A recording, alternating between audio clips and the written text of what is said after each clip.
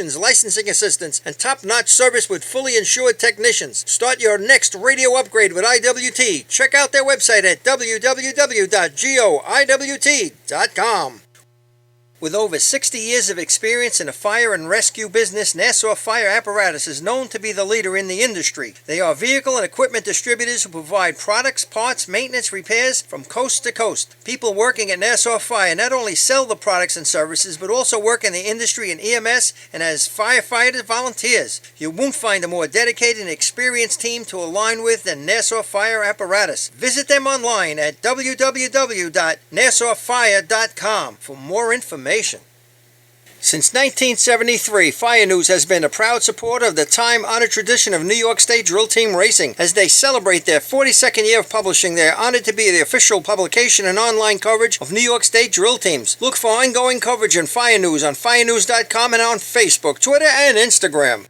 The Inn at New Hyde Park, Long Island's premier catering facility, is the first choice for weddings, parties, and corporate events. Owned and operated by local families and firefighters, it sets the standard for supreme service, gourmet cuisine, and style. The Inn's restaurant, Brasserie 214, takes you on a culinary road trip through Europe with our world-renowned chef and an unmatched international beer menu. To book your next event or to celebrate after a tournament, go to www.innatnewhydepark.com or Brasserie214.com. Open table or Facebook or call 516-354-7797.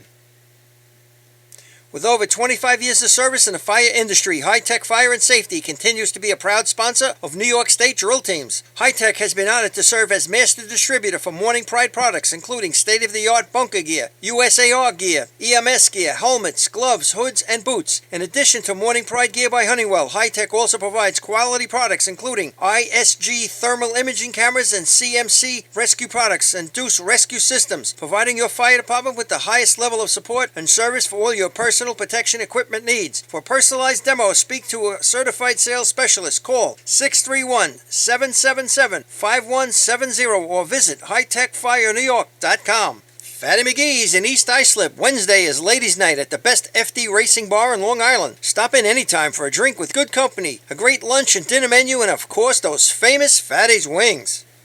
The groundbreaking FDNY electronic accountability system is now available to departments nationwide through Motorola, and SDI is the company behind this game-changing technology. Now, SDI has paired with New York State volunteer departments including Central Islip to solve the challenge of accounting for members who respond after the tones go off. Keep track of your members on your next big incident with a proven solution designed with the New York State Volunteer Department in mind. For more information, visit systemsdefinition.com and firegroundaccountability.com.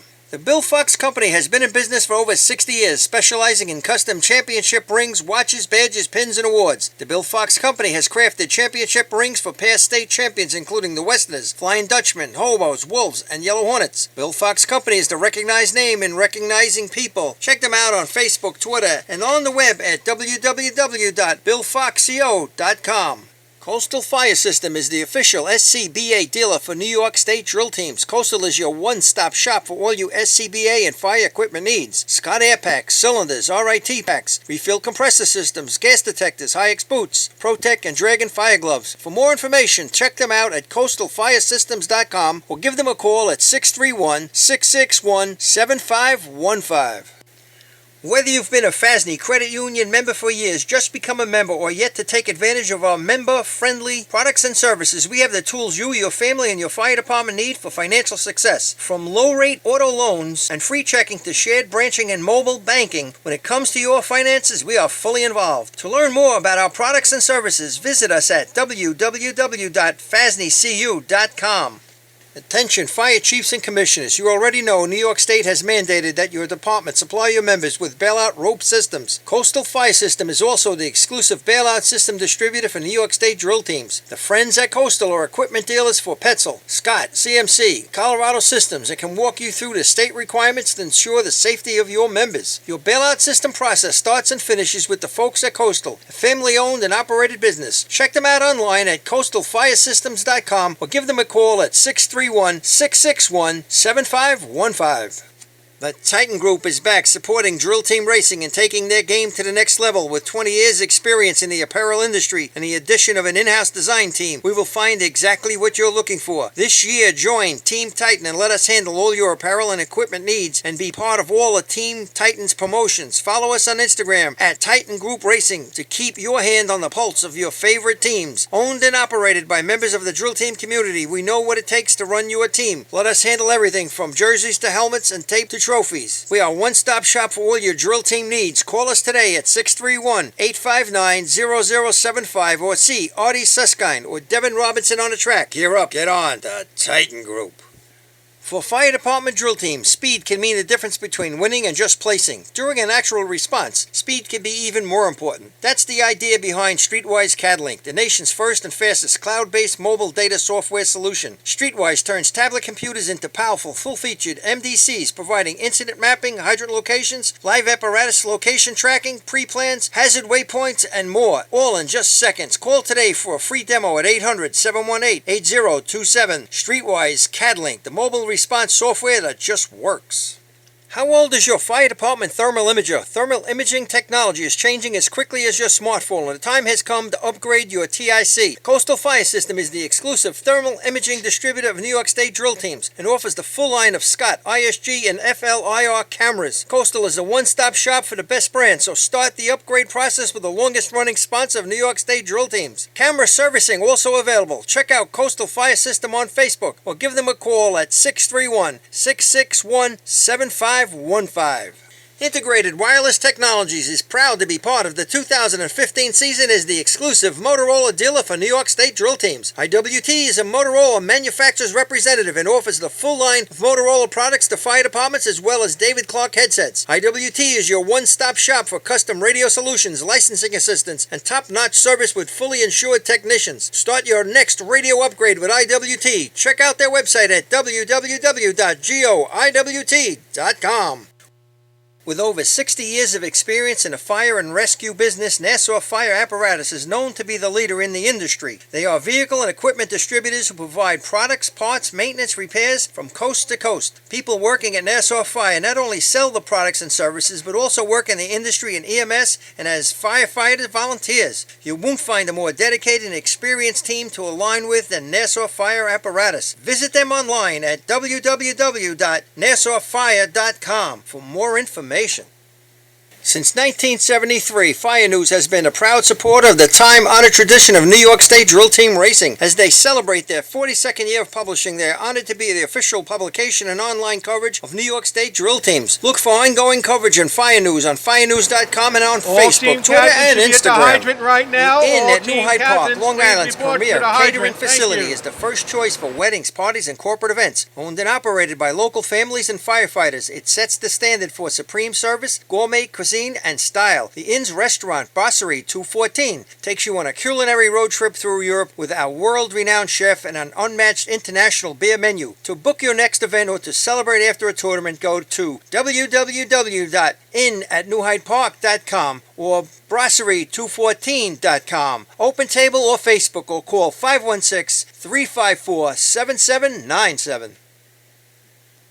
With over 25 years of service in the fire industry, High Tech Fire and Safety continues to be a proud sponsor of New York State drill teams. High Tech has been honored to serve as master distributor for Morning Pride products, including state-of-the-art bunker gear, USAR gear, EMS gear, helmets, gloves, hoods, and boots. In addition to Morning Pride gear by Honeywell, High Tech also provides quality products including ISG thermal imaging cameras and CMC rescue products and Deuce rescue systems, providing your fire department with the highest level of support and service for all your personal protection equipment needs. For personalized demos, speak to a certified sales specialist. Call 631-777-5170 or visit hightechfirenewyork.com. Fatty McGee's in East Islip. Wednesday is ladies' night at the best FD racing bar in Long Island. Stop in anytime for a drink with good company, a great lunch and dinner menu, and of course those famous Fatty's wings.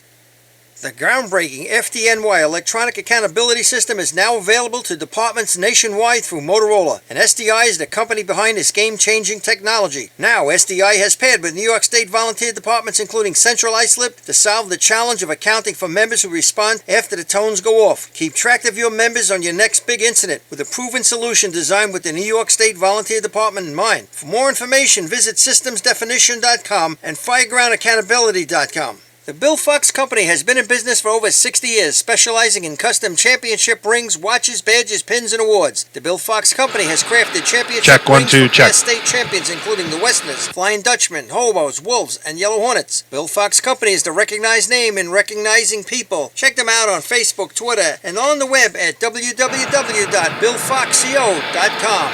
Postal Fire System is the official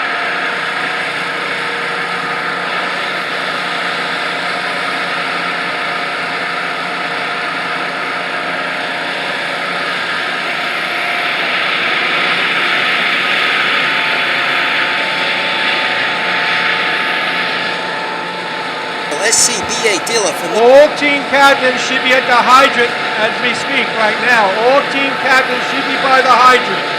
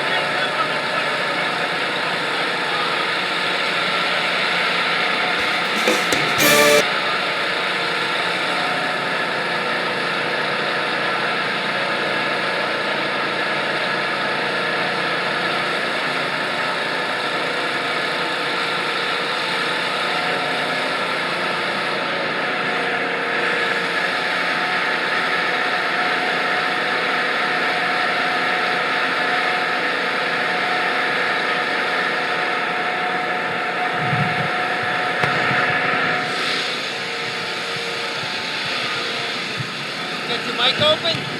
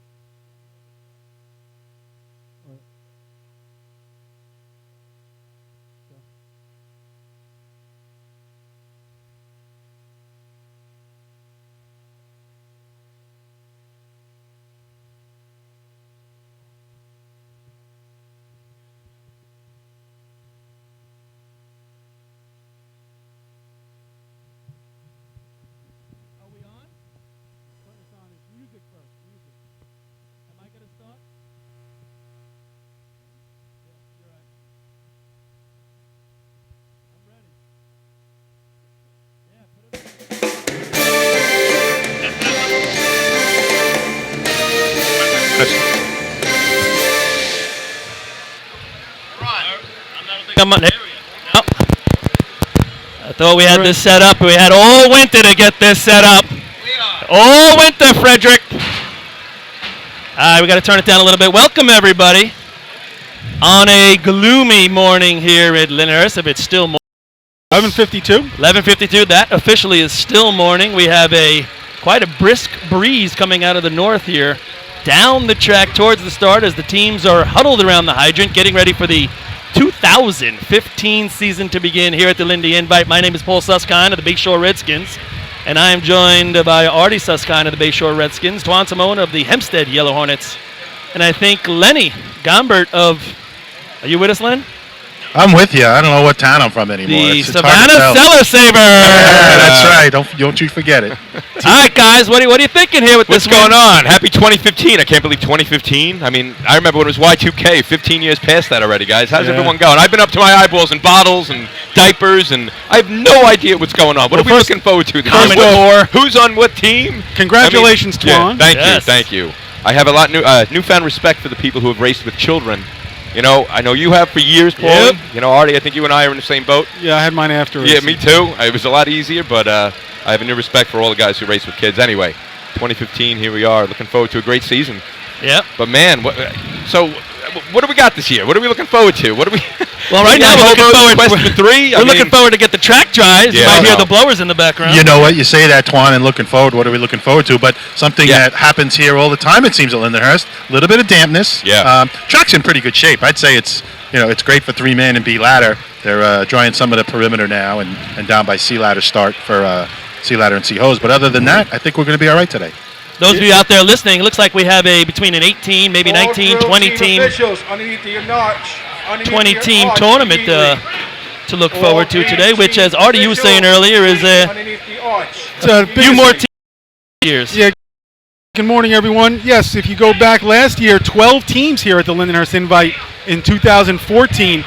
11 of those 12 scoring points last year.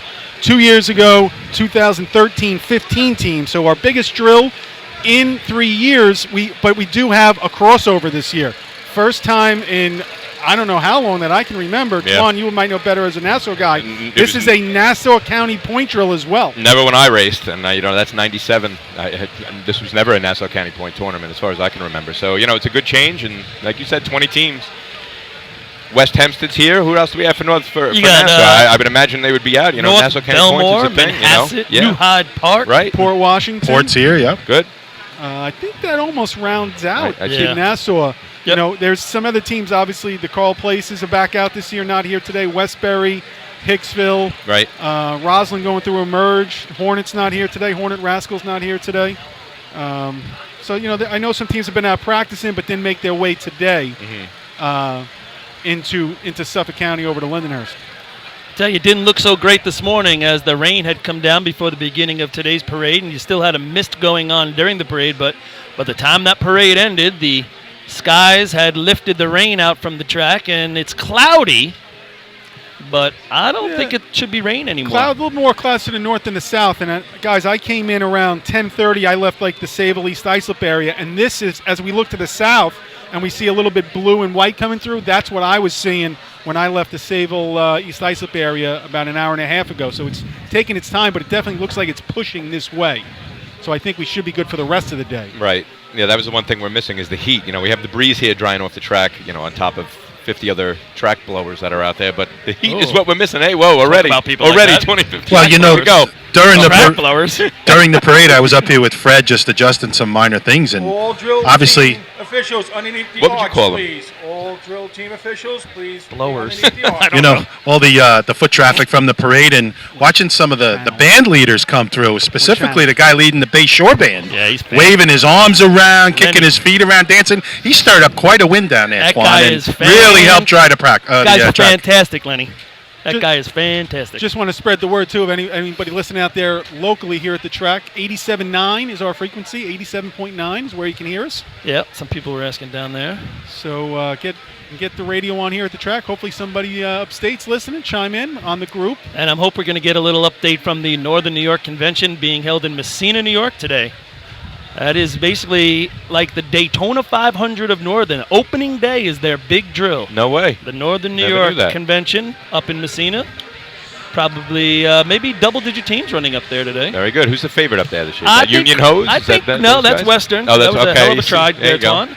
I think it's Danville? Welcome to the circuit. Point play. Yeah. I'm a Nassau guy. What do you want from You got to me? make your way around the bend there. Listen, it took me 4 hours to get to this tournament this morning. Long drive to Lindenhurst. No, I think Great Bend is probably going to be the favorite this year. Copenhagen probably doesn't want to hear that and is going to give their best effort to dethrone the Northern champions. And a couple more teams, like you said, there could be maybe 10 teams. So it seems like the Carthage Hornets racing this year. So it seems like the sport in the northern area is starting to pick up a couple more teams that we haven't seen the last number of years. You might be able to hear that breeze blowing across the microphones. As we stated earlier, the wind is relatively brisk. I wonder how it is down on the track. It's definitely up here on the arch. It doesn't Pushing a look little. It doesn't look as bad down there. Oh, I can see Huggy Bear's hair from Port Washington's blowing a little bit in the wind. So I see a couple of umbrellas set up in front of the snail house. They're fluttering a little bit, so teams will have to contend with it in both the ladder contest, trying to raise that ladder, might slow it down a little bit, and then, of course, in the water contest, could wreak havoc with the nozzlemen. Oh, that used to be a Patchogue staple when you hit efficiency, right? Trying to put that water on the target at Patchogue and that wind coming off the bay as it would spin around in the afternoon. And it's intimidating when you come to the line and you're looking at the flag on the arch, Yeah, oh, yeah. Paul, and you're looking at it as a nozzleman. You're saying, oh, I got to take that into account. Not too much, but you got to take it into account. And a place like this where you know the water's not going to push it down the track to begin with, that wind in your face could wreak havoc. It's a good But that's point a long there. way away. That is a long way away, So you know? just as we're talking about, obviously we're looking at three-man ladder warm-ups here right in front of the snail shack. They got the snail house, the ladder set up over the front window there. A lot of teams, guys gathered around. Looking at last year where we're coming out of. All right, last tournaments of the year, North Lindenhurst, I think, winning the Labor Day drill in Hagerman last year, correct? And Nassau County was West Hempstead? Correct. Yep. So those are our two latest winners of major drills coming into Lindenhurst today. But going back before that, the last 22 major drills going back over the last 3 years, Central Islip has 15 wins of those 22 majors. Unbelievable. No surprise there. Obviously, the odds-on favorite. And that 20 that Dave yeah. attended, 22 that Dave attended. They've won 15. 15 Won ones, them. yes. That's very good. So, and there's only 3 other teams, if I think correctly, that have won besides them at majors that Dave attended: West Hempstead, Right. West Sayville, and North Lindenhurst. Are the 3 teams to win major drills that Central Islip's attended. Going back to past 22. Very cool. So obviously, I would think that would make CI a lot of people's favorites today. I know, Paul, you put together your Fab 14. Let's talk about that a little bit. Well, Lenny, it's not easy. 14 teams.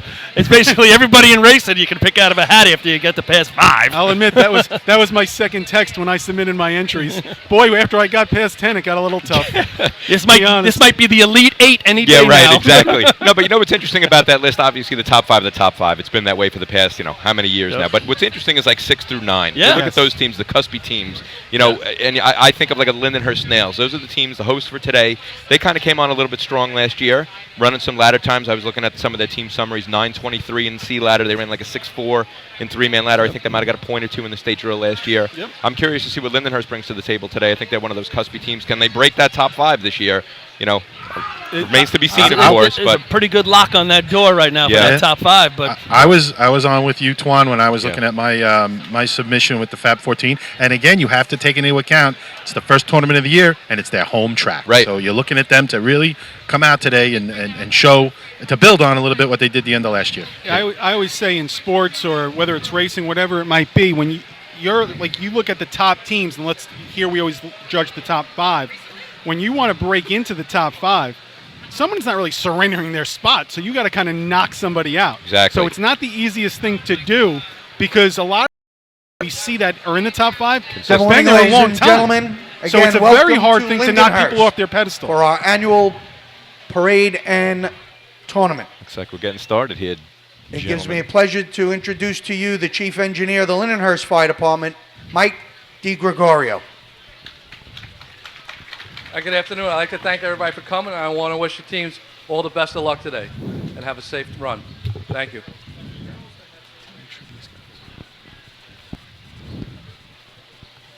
This morning, we have a special treat. Singing the national anthem for us today Angelica and Alyssa, two college students who are attending High Point University and Binghamton University. They are majoring in English and biology, enjoy performing in theater and special events, and they're here today to do the national anthem for us. So at this time, I ask everyone to please rise for our national anthem.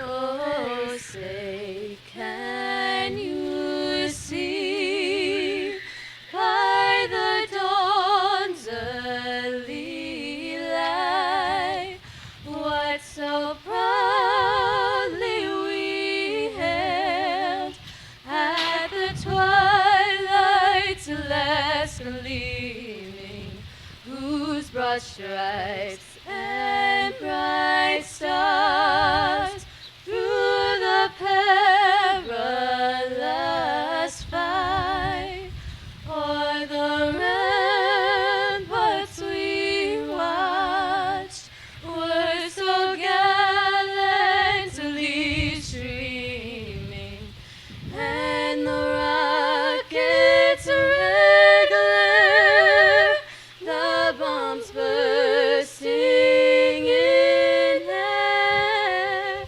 gave proof through the night that our flag was still there. Oh, say does that star-spangled banner yet wave o'er the land of the free and the home of the brave. Nice rendition right there. Thank you, Excellent. ladies. Outstanding. Nicely done. Ladies Please adorned remain in red, white, standing and for blue a as moment well. of silence.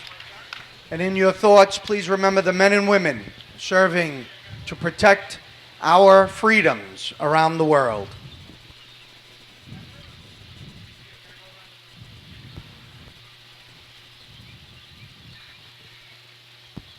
Thank you. Gentlemen, Uh-oh. start your sneakers. Uh-oh. Uh-oh. That just happened. And Yeah, with yeah. that, the 2015 season's underway. Hey, just a little heads up with that as well. Just keep in your mind, Richie Legan. Watch yourself, Twan. Richie Legan was here this morning, and he What happened to Soup? had a little fall up here on the arch, and he's been taken to be checked out, and I'm sure he's going to turn out well and be back here later, but keep him in your mind. It's a lot of stairs coming up that tower, There Paul. is. And also, who else was I going to say keep in mind as with the confusion takes over here? Oh, Bill Rouse. Bill Rouse is actually not here today. He's feeling under the weather, so Okay. let's keep Bill on our minds, and hopefully we'll see him How next, many next Lindenhurst drill. has it been since you didn't hear Bill Rouse's voice to say start your sneakers? It's a This long one. time. You know, you're talking about people that aren't here. Mark Jaffe. Mark Jaffe. First Lindenhurst drill he's missed in, I'm sure, decades. I'm Yeah. trying to find out exactly how long, but I'm told he's probably listening in Florida. So, Mark, we say Ladies and hello, gentlemen. and what's we're up, thinking Mark? of you. 3 big names right there, guys, and hope they're doing all well. We miss them over here. Teams are starting to line up a 3-man ladder here, guys. One of the things I was looking at some stats from last year, if we have a tournament this year like we did last year, we are in for a show. Just to refresh your memories, the Hobos had 7 points last year going into efficiency. Right. They end up sweeping the final 3 contests, win the day, 22 Ladies to and gentlemen, 21 and a first half event over is East three-man Islip. ladder. The time will be 6 for the state record. First team on the line will be the Lindenhurst Snails. 4 points separating first through fourth last year. Hobos 22, Guzzlers 21 and a half, Piston Knockers 19 and a half, Dutchman 18 and a half, and the Redskins rounding out the top 5 with 15 last year. Bayshore, interestingly enough, back-to-back winners here, 3-man ladder at Lindenhurst, 2013 and 2014, 654 both times. Dialed in, There you Twan. go. Dialed Oh, in. great stats, and it was a real barn burner last year, folks. Hopefully we get the same thing. Speaking of barn burners, look at these guys on the clocks up here. Joe Anarella, Bob Mara, Guy Leggio. anybody's burning a barn, they're not going to be the first ones there. There's no speed running to that fire. Look at that. Last year, 5th place. Last year, 5th place, Hey. 3-man, 8:39. Oof. What- That was 12 teams, so But hopefully what do you think about now? Lindenhurst, obviously, you were talking about it before. Twan Yeah, this and is the Artie. team I'm looking at. This Go is ahead. everyone's looking at them. Do you Yeah. think they feel a little bit more right now? They haven't been in a position where everyone's eyes are on no them. doubt about it. First team running of the season, home track, home field advantage. Three is, young is guns. an advantage. 3 young guns. Now that's out there. Showtime. Their hearts are racing right now. The 3 of their ages are less than you, Twan. Good start. First man on, second man on, third man on. Nice and smooth. Ah, they're going to like it. Starting their drill off. So they rose to the occasion. Had the last man in at 4:14. They'll like that's a nice little Time number. for the Lindenhurst Snails, 6:58. All right. 6:58. Already second place to Bayshore. They're a 54 guarantee, right? There you go. That's right. 2 years in a row. I like that shot by the Snails right there. Kind of a precious shot starting Next off the team year. in line will be North Belmore. You said he got in at 4:14. I noticed a little bit of a delay between the second and third man on the grab, so maybe there's some work that can be done. I'm not down on the track to see exactly why there was such a I gap. think but they topped good that number. last year. We'll They take topped it. that number last Yeah, year. they there were were in the 6-4s. But this is opening day. Yeah. Opening day, so that's a good start for them. I think they'll take it. Rinky-dinks. North Belmore. Looks like they got 3 young guns out there. Yeah. That's how their start goes. Good Good. start. Yeah, nice These clean guys put up a start. 6.4 at CI a couple years ago. Go ahead, Artie. First man on, third man now on, right on the second man's heels. Yeah, got a little bottled up on the ladder. 6s? Third man in 4:28. Can be in higher 6s, I think. Time for North Belmore, 7:02. Close enough. Right there. 7:02. That is. And 3-man ladder opening day. It's always I don't even want to say it's West Sable. as the Dutchman come to the line. It's not really a litmus test for me. It was always, hey, let's get a number up there, 6.5, Just 6.4. put some see what you points can out do. there. You know, when you started getting your late 20s, early 30s, let's see Yep. if we can do 6.4, We 6.5. talked West- earlier you know? about guys switching teams. We're going to Here see we that go. right now, guys. Right, Billy Yep. Holton running second man for the Second West man. Sable Flying Dutchman. Think Former- about how much that opens up the ladder for Michael Oh my Mara. God, he's grabbing 5.6, 5.7. Oh, I Very thought nice Billy clean jumped. start. I thought Billy jumped a little. Michael's right there with him. Michael's got a lot of space, sees the Look at ladder. He's that. right on his heels, catches him. Nice smooth shot. Lot of ladder. A lot of ladder. Billy might have got out of touch I early. thought Billy got out West early. Sable has 6.59. 6.59. I agree. I think Billy got out a little early. Mike was 4:34, Yeah. judging by the light. So Right. Next that team might have in hurt him a line little will bit. be West Hempstead.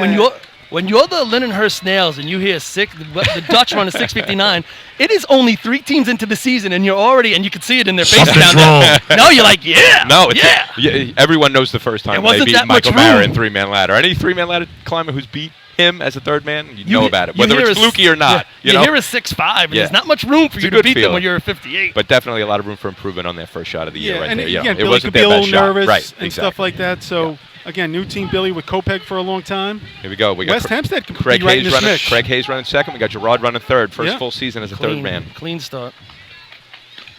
Got Ralphie Third up. man Go on. ahead. He's right on his Craig's heels. Right Ooh, next that's to a him. nice shot. Nice shot. smooth shot. What do you got in? I had him in at 4:19, fellas. So this could be in This the is three. solid. Time is 6:53. 6:53. Uh-oh, that could be the new winner. That beats the. Next Bayshore. team in Yep. line will be Bayshore. Bayshore's just walking through. They're taking We're- a 54. We're off hot here, guys. We have Bang, bang, bang. 3-6-5s and now the Redskins, the 2-time winners of this event over the Last past year, couple years. 839 came in 5th. This shot, it could be out of the mix already Well, with that's- 5 teams running. That's Yep. it. Good stuff. 702 could be 5th before we know it if Bayshore runs their shot. Again, getting back to just this being like today, if you run a 6.4, you're happy. Last time a 6.2 was run at this tournament. Got to go back to West Sable in 2008 with a 6.25. What about a 6.1? I'll tell you after Bayshore shot. Oh, it looked like he tripped Yeah. coming off the line. He got out a little early from Definitely the third spot. did. Looks like Skippy he is tripped. on, right next to him. Nice smooth Yeah, shot, he though. finished it. It's going to be about the. What do you got for an on time? I had Skippy in at 4:13, fellas. Bayshore's time is 6:73. Yeah, that so would be 6:73. somebody broke the light. for Bayshore. Somebody Yeah, I had think to break I the think light. you had. Well, you know what? The way Skippy runs, a lot of time he breaks the light before he ever left. And if you saw his Next team jump, in line will be Kopeg. he stumbled. Yeah, it looks. Stuttered. I have a picture of it right here. Actually, you can see The it. start is so important in 3-man ladder. A lot of Ideally, times- you want all 3 guys crossing that line We- at the same exact time. It's nearly impossible. So let the third man and the second man break it. The first man hold back maybe a half a tenth before they start he has a running. Starts tendency to running. put his knee Yeah. forward before he break- leaves. Oh, man, I Yes. had that problem too. The wrong knee would break the light. We're talking tenths to 2/10. He actually shifts You know? the knee a little bit, Yeah. and as he shifts it, sometimes it can get into that light and break it a little bit. No Right, guys, joke, we here's would the put a- Yellowbirds go ahead, with yeah. a new look here. Ronnie, Tommy Messina running third, taking over for Billy Houghton. we got Ronnie back on a first man. Yep. It's been a while Yep. since we've seen him. Clean out Ronnie here. was start. back at the end of last year. Okay. Tommy on. Nice smooth shot. Three-man Good ladder's to see looking it go. good so far, I guys. don't want to put a Smoothness is whammy on good. this, but Yeah. when have you seen completions out of the box like 697 this? for Kopech, I'm sorry. 697. I had him on at 434. He looked a little awkward when he got on, and then he regained himself. Selvon's So. on the line now. And just you're saying new look for Kopech. That is, they had the guy Artie Schleister, what's his name, or It sounds like Forgive an me, old sir. Ohio State quarterback, Yeah. Mark Schleister. forgive me on the last name, but had passed away this past year. He raced for the Busters Right, before they were right. the Yellowbirds. They gave us a picture of their jerseys from the 50s, and we were able to replicate that, put his initials on the sleeve in Busters. Very cool. That's Right. what they'll be wearing for this year. Come the Pokes. 6 teams have run. 5 teams Look have at put him. it in the 6s There's already. some young guns right here, Yeah. but the First man out got early. Way out of the box. He is on now. Third man, just a lot of pitter-patter getting on. Climbing the ladder real wide coming up. Top rung. Yeah, third man in at Selvon's time 450. 978. 978 for Selvon. Really committing the body when they got to the top of the arch there. The first man throwing his body on this, I'm not going to say razor tooth, but pointed grating. I'm worried about my pen up here. I don't want to drop it. I mean, it'll go right down to the Somebody in the bottom, eye. you know? Hassett Right. Lakeville. Right now, 697. Kopech Yellowbirds holding in fifth. Hassett coming to the line. Talk about that grading. The first time I ever dumped here in a tournament. Oh, man. It's the first time you come here. It's Yeah. very strange. I'm dumping on a platform my whole time I practice, a decking, and you come here and the water's going through. It's weird. When it's a very weird thing the Slippery first time you little do it. bit, Yep. And plus, with the arch being so short, the ladder's up higher, Right. so you got to And get it's- that ladder and over. it's not that I never raced here and run bucket over the three-man ladder. here. Right. You just never stood on top of the arch and did three. Completely different and dunked. contest. Yeah. Completely different animal when it comes to buckets. Manhasset Lakeville on the line right now. Good clean start. Third man trailing a little bit. Just gets on the ladder now. Little bottlenecking down at the bottom. Second and third First man. man never There touched we the go. top rung. It's going to be a no time. Third man in at 499. Really didn't seem to be pushing all the way. Yeah, and Joe's got it. Looks like he's telling There'll be me. no time for Manhasset. Fay and Grass and Hold rule 1301. I don't. Or, that, or I think touch. I Or don't- touch. Or touch.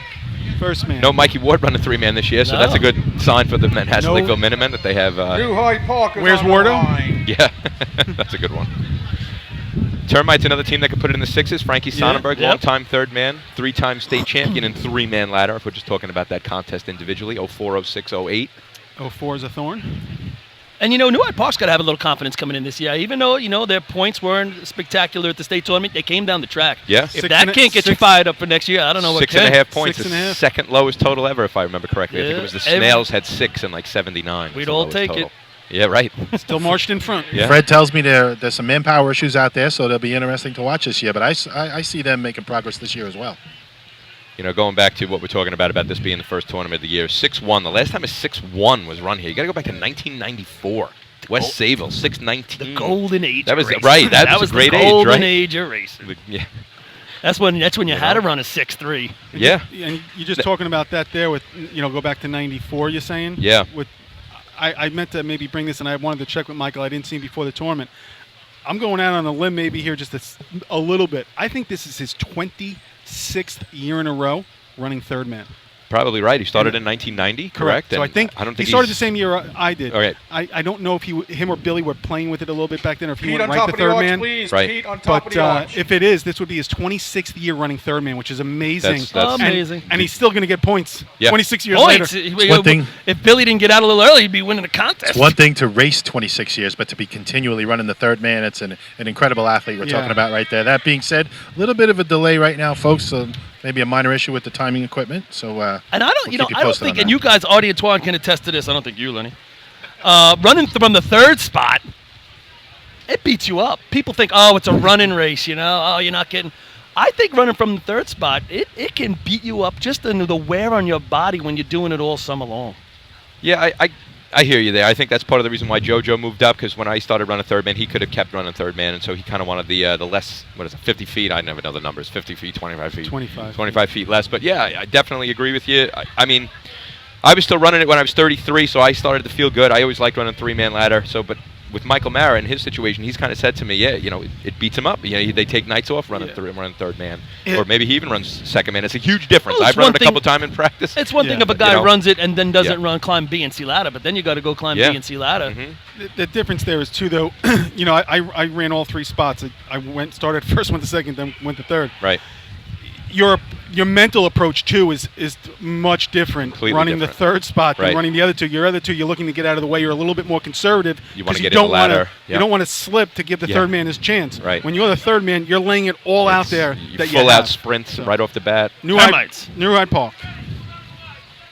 3 6.5s, a 6.7, and a 6.9. Ooh, on I the thought board. first man might have got out. Definitely got out a little bit early there. Here But comes it's a Frankie. smooth shot so far. Frankie with the grab. It's gonna Frankie's be in the on it. sixes. Frankie's on at 425. It's going to hurt them a little Time bit. 691. Yeah, it could have been the New outside, Hyde right? Park, 691. I still don't think it was going to be 673, so they probably put them in where they were going to be. You know, Paul, you dissed me a little bit before talking to these third men, but I'm you on know the same On the boat. line. what you forget is they're running that first man. That ladder comes up on you quick, man. Let me tell you That could be tough. Yeah. There is no tougher spot in racing than running first man on the first team at the state drill. Toughest spot in racing. Talk about pressure. We're going to look at a three-man ladder team here that was Yeah. kind of hitting some stride last year with Josh Kaysen putting up some nice numbers feel and like Jake. And Nice numbers. They're 619, I think. all-timers. I thought I saw a 619 on the scorecard from last year. Yeah. I don't hear know. a- I don't know if that was the best of the year or not. Again, I hear a lot of teams calling the Islip Wolves' name this year. It should be interesting to watch them as well. they're set, ready to go. AJ in his call-off. Good, clean start. Yeah. Oh, he's motoring. best start of the day so far. Yep.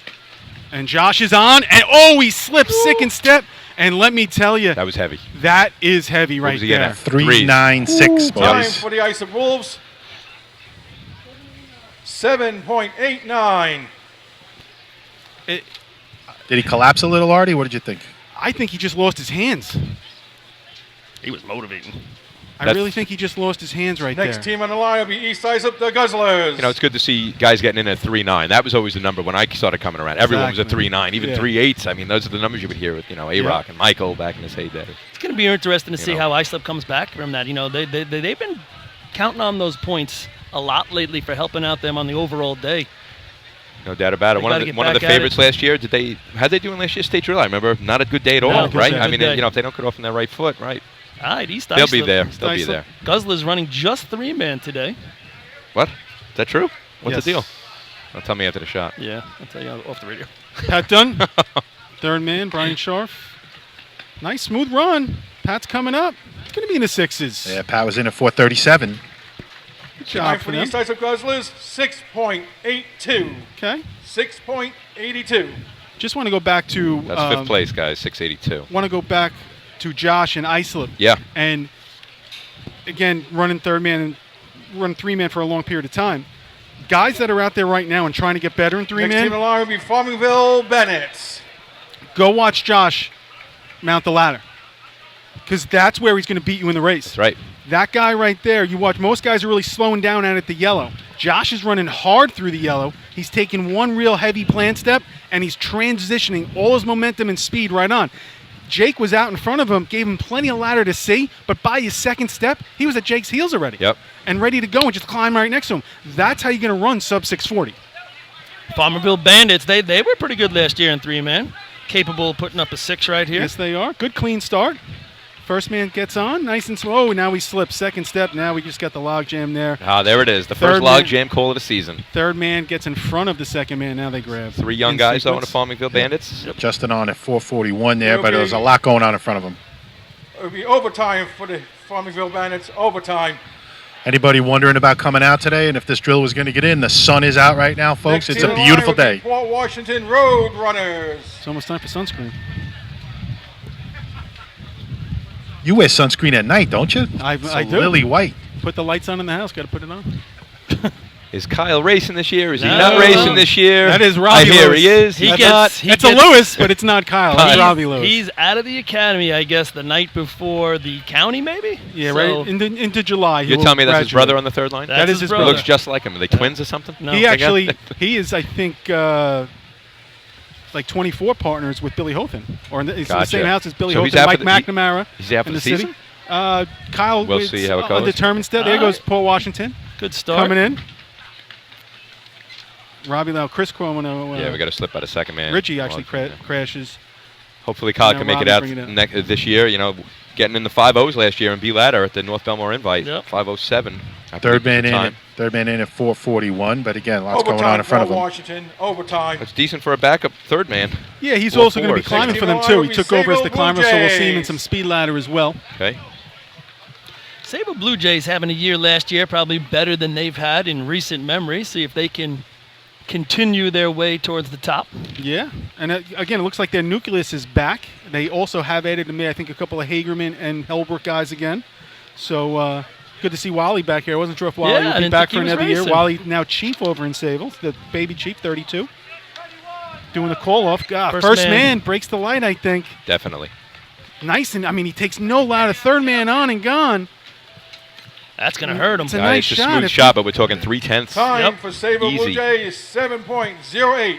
There's the difference. 688 at least. Easily Yeah. 680. 4:57 in. That first man was fast enough. He had no reason to jump. He was quick enough. He didn't have to do that. And Next not team only on the line will be West Islip, the Riders. not only fast enough, he's a small guy. He really climbs a narrow ladder, so he can really take his time getting out. So Cork, if you're back there listening, let's get that first man to hold it up, because now you're looking at 4:57, might be 4:37, and now we're in the 6.8s. It's good to see. This is West Islip, right? Combining with North Patchogue. North right, Paul? Patchogue Nightcaps and the West Islip Raiders here coming out for 3 men. I don't know if they're going to do anything else today, but Good clean start.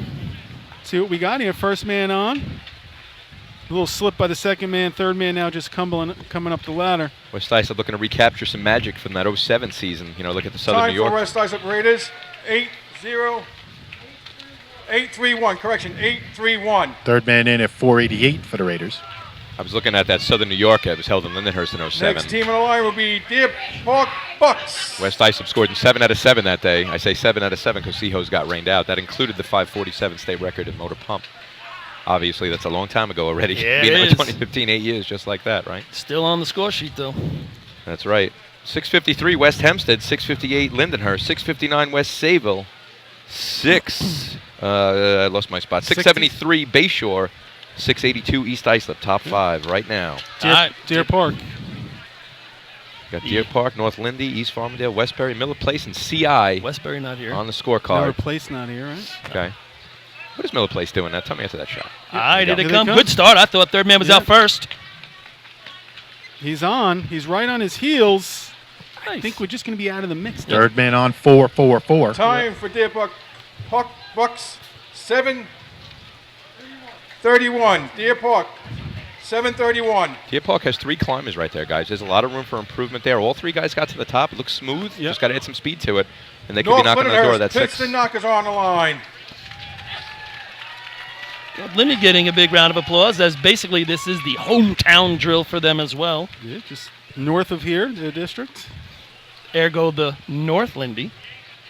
Joe Boy Minicozy running first man. Yeah. So you said Michael's been running 26 years in 3-man ladder? 66 years. What do we got for Joe Boy?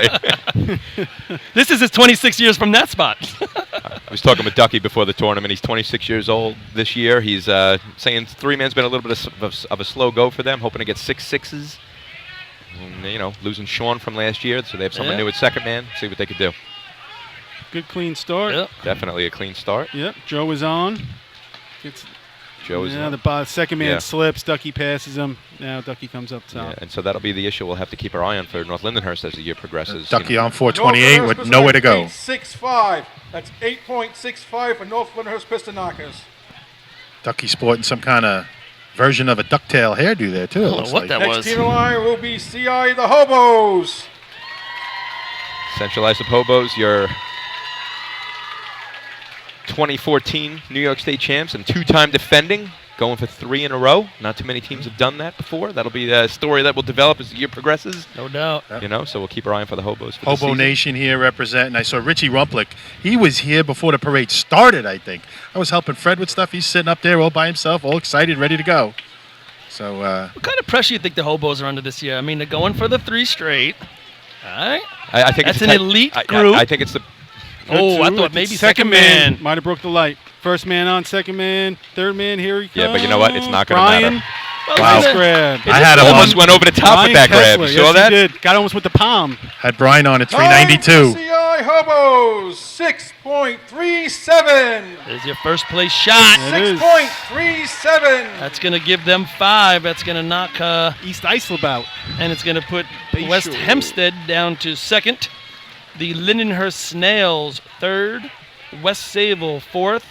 And Bayshore is going to catch that point with a 6.73 2-second I was difference just from gonna 5th say. place last year to 5th place this year.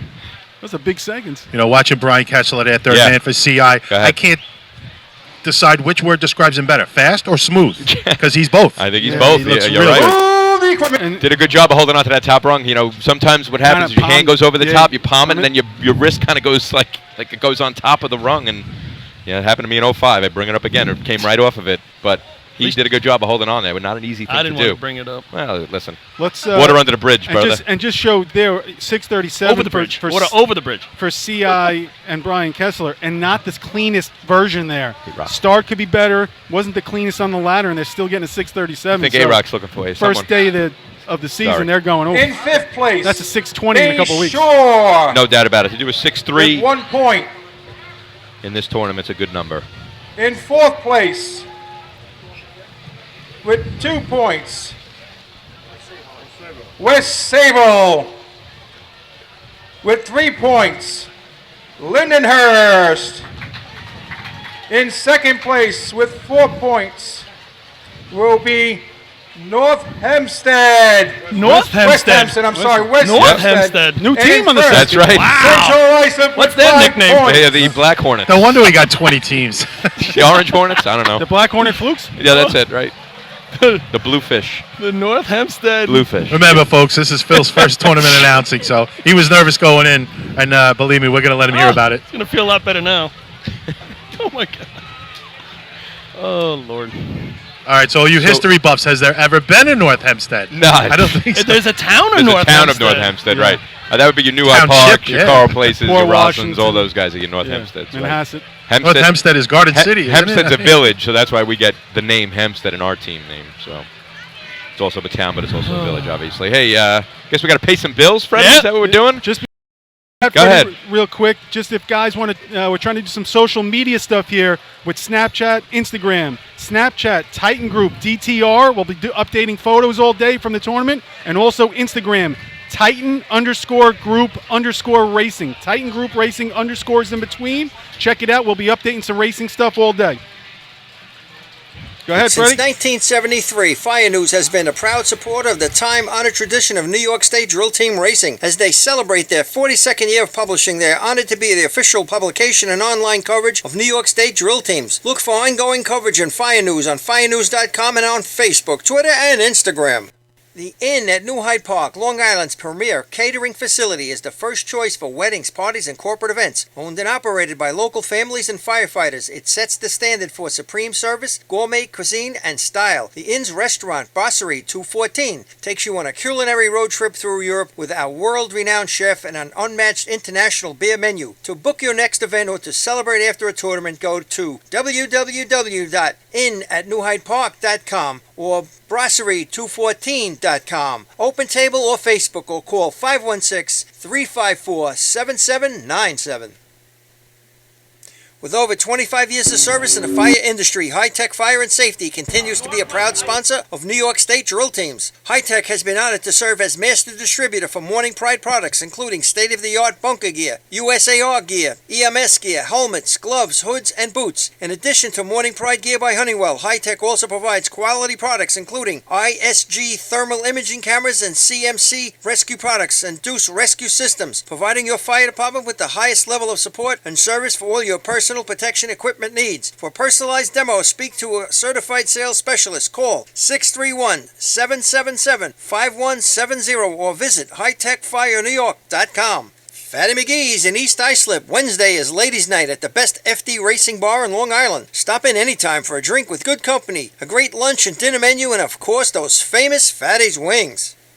The groundbreaking FDNY electronic accountability system is now available to departments nationwide through Motorola, and SDI is the company behind this game-changing technology. Now, SDI has paired with New York State volunteer departments including Central Islip to solve the challenge of accounting for members who respond after the tones go off. Keep track of your members on your next big incident with a proven solution designed with the New York State Volunteer Department in mind. For more information, visit systemsdefinition.com and firegroundaccountability.com.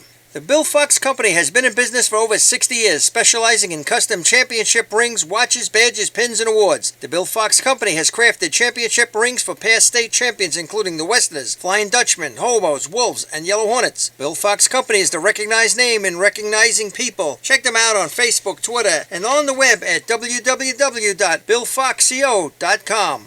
Coastal Fire System is the official SCBA dealer for New York State drill teams. Coastal is your one-stop shop for all your SCBA and fire equipment needs. Scott Air Packs, cylinders, RIT packs, refill compressor systems, gas detectors, Hi-X boots, Protec and Dragon fire gloves. For more information, check them out at coastalfiresystems.com or give them a call at 631-661-7515.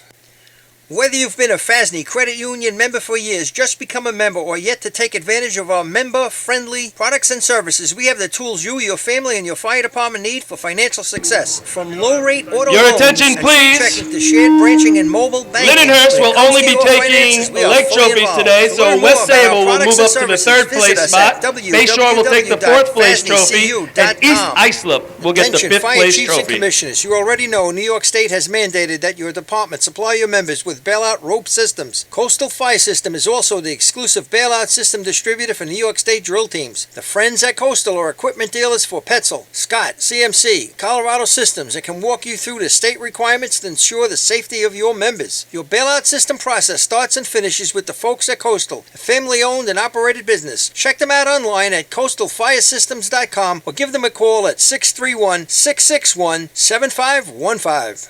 The Titan Group is back supporting drill team racing and taking their game to the next level. With 20 years experience in the apparel industry and the addition of an in-house design team, we will find exactly what you're looking for. This year, join Team Titan and let us handle all your apparel and equipment needs and be part of all of Team Titan's promotions. Follow us on Instagram at Titan Group Racing to keep your hand on the pulse of your favorite teams. Owned and operated by members of the drill team community, we know what it takes to run your team. Let us handle everything from jerseys to helmets and tape to trophies.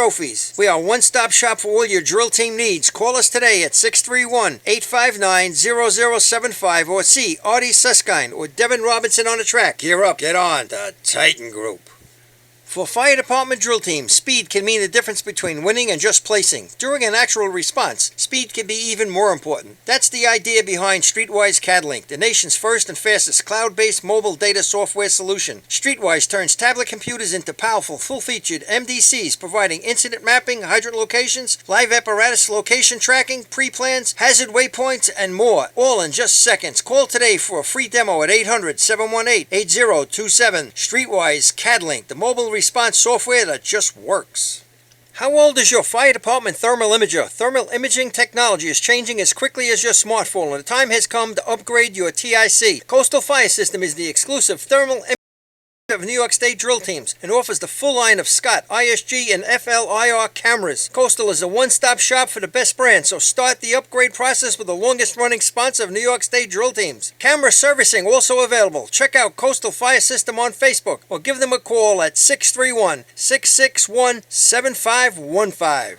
Integrated Wireless Technologies is proud to be part of the 2015 season as the exclusive Motorola dealer for New York State drill teams. IWT is a Motorola manufacturer's representative and offers the full line of Motorola products to fire departments as well as David Clark headsets. IWT is your one-stop shop for custom radio solutions, licensing assistance, and top-notch service with fully insured technicians. Start your next radio upgrade with IWT. Check out their website at www.goiwt.com.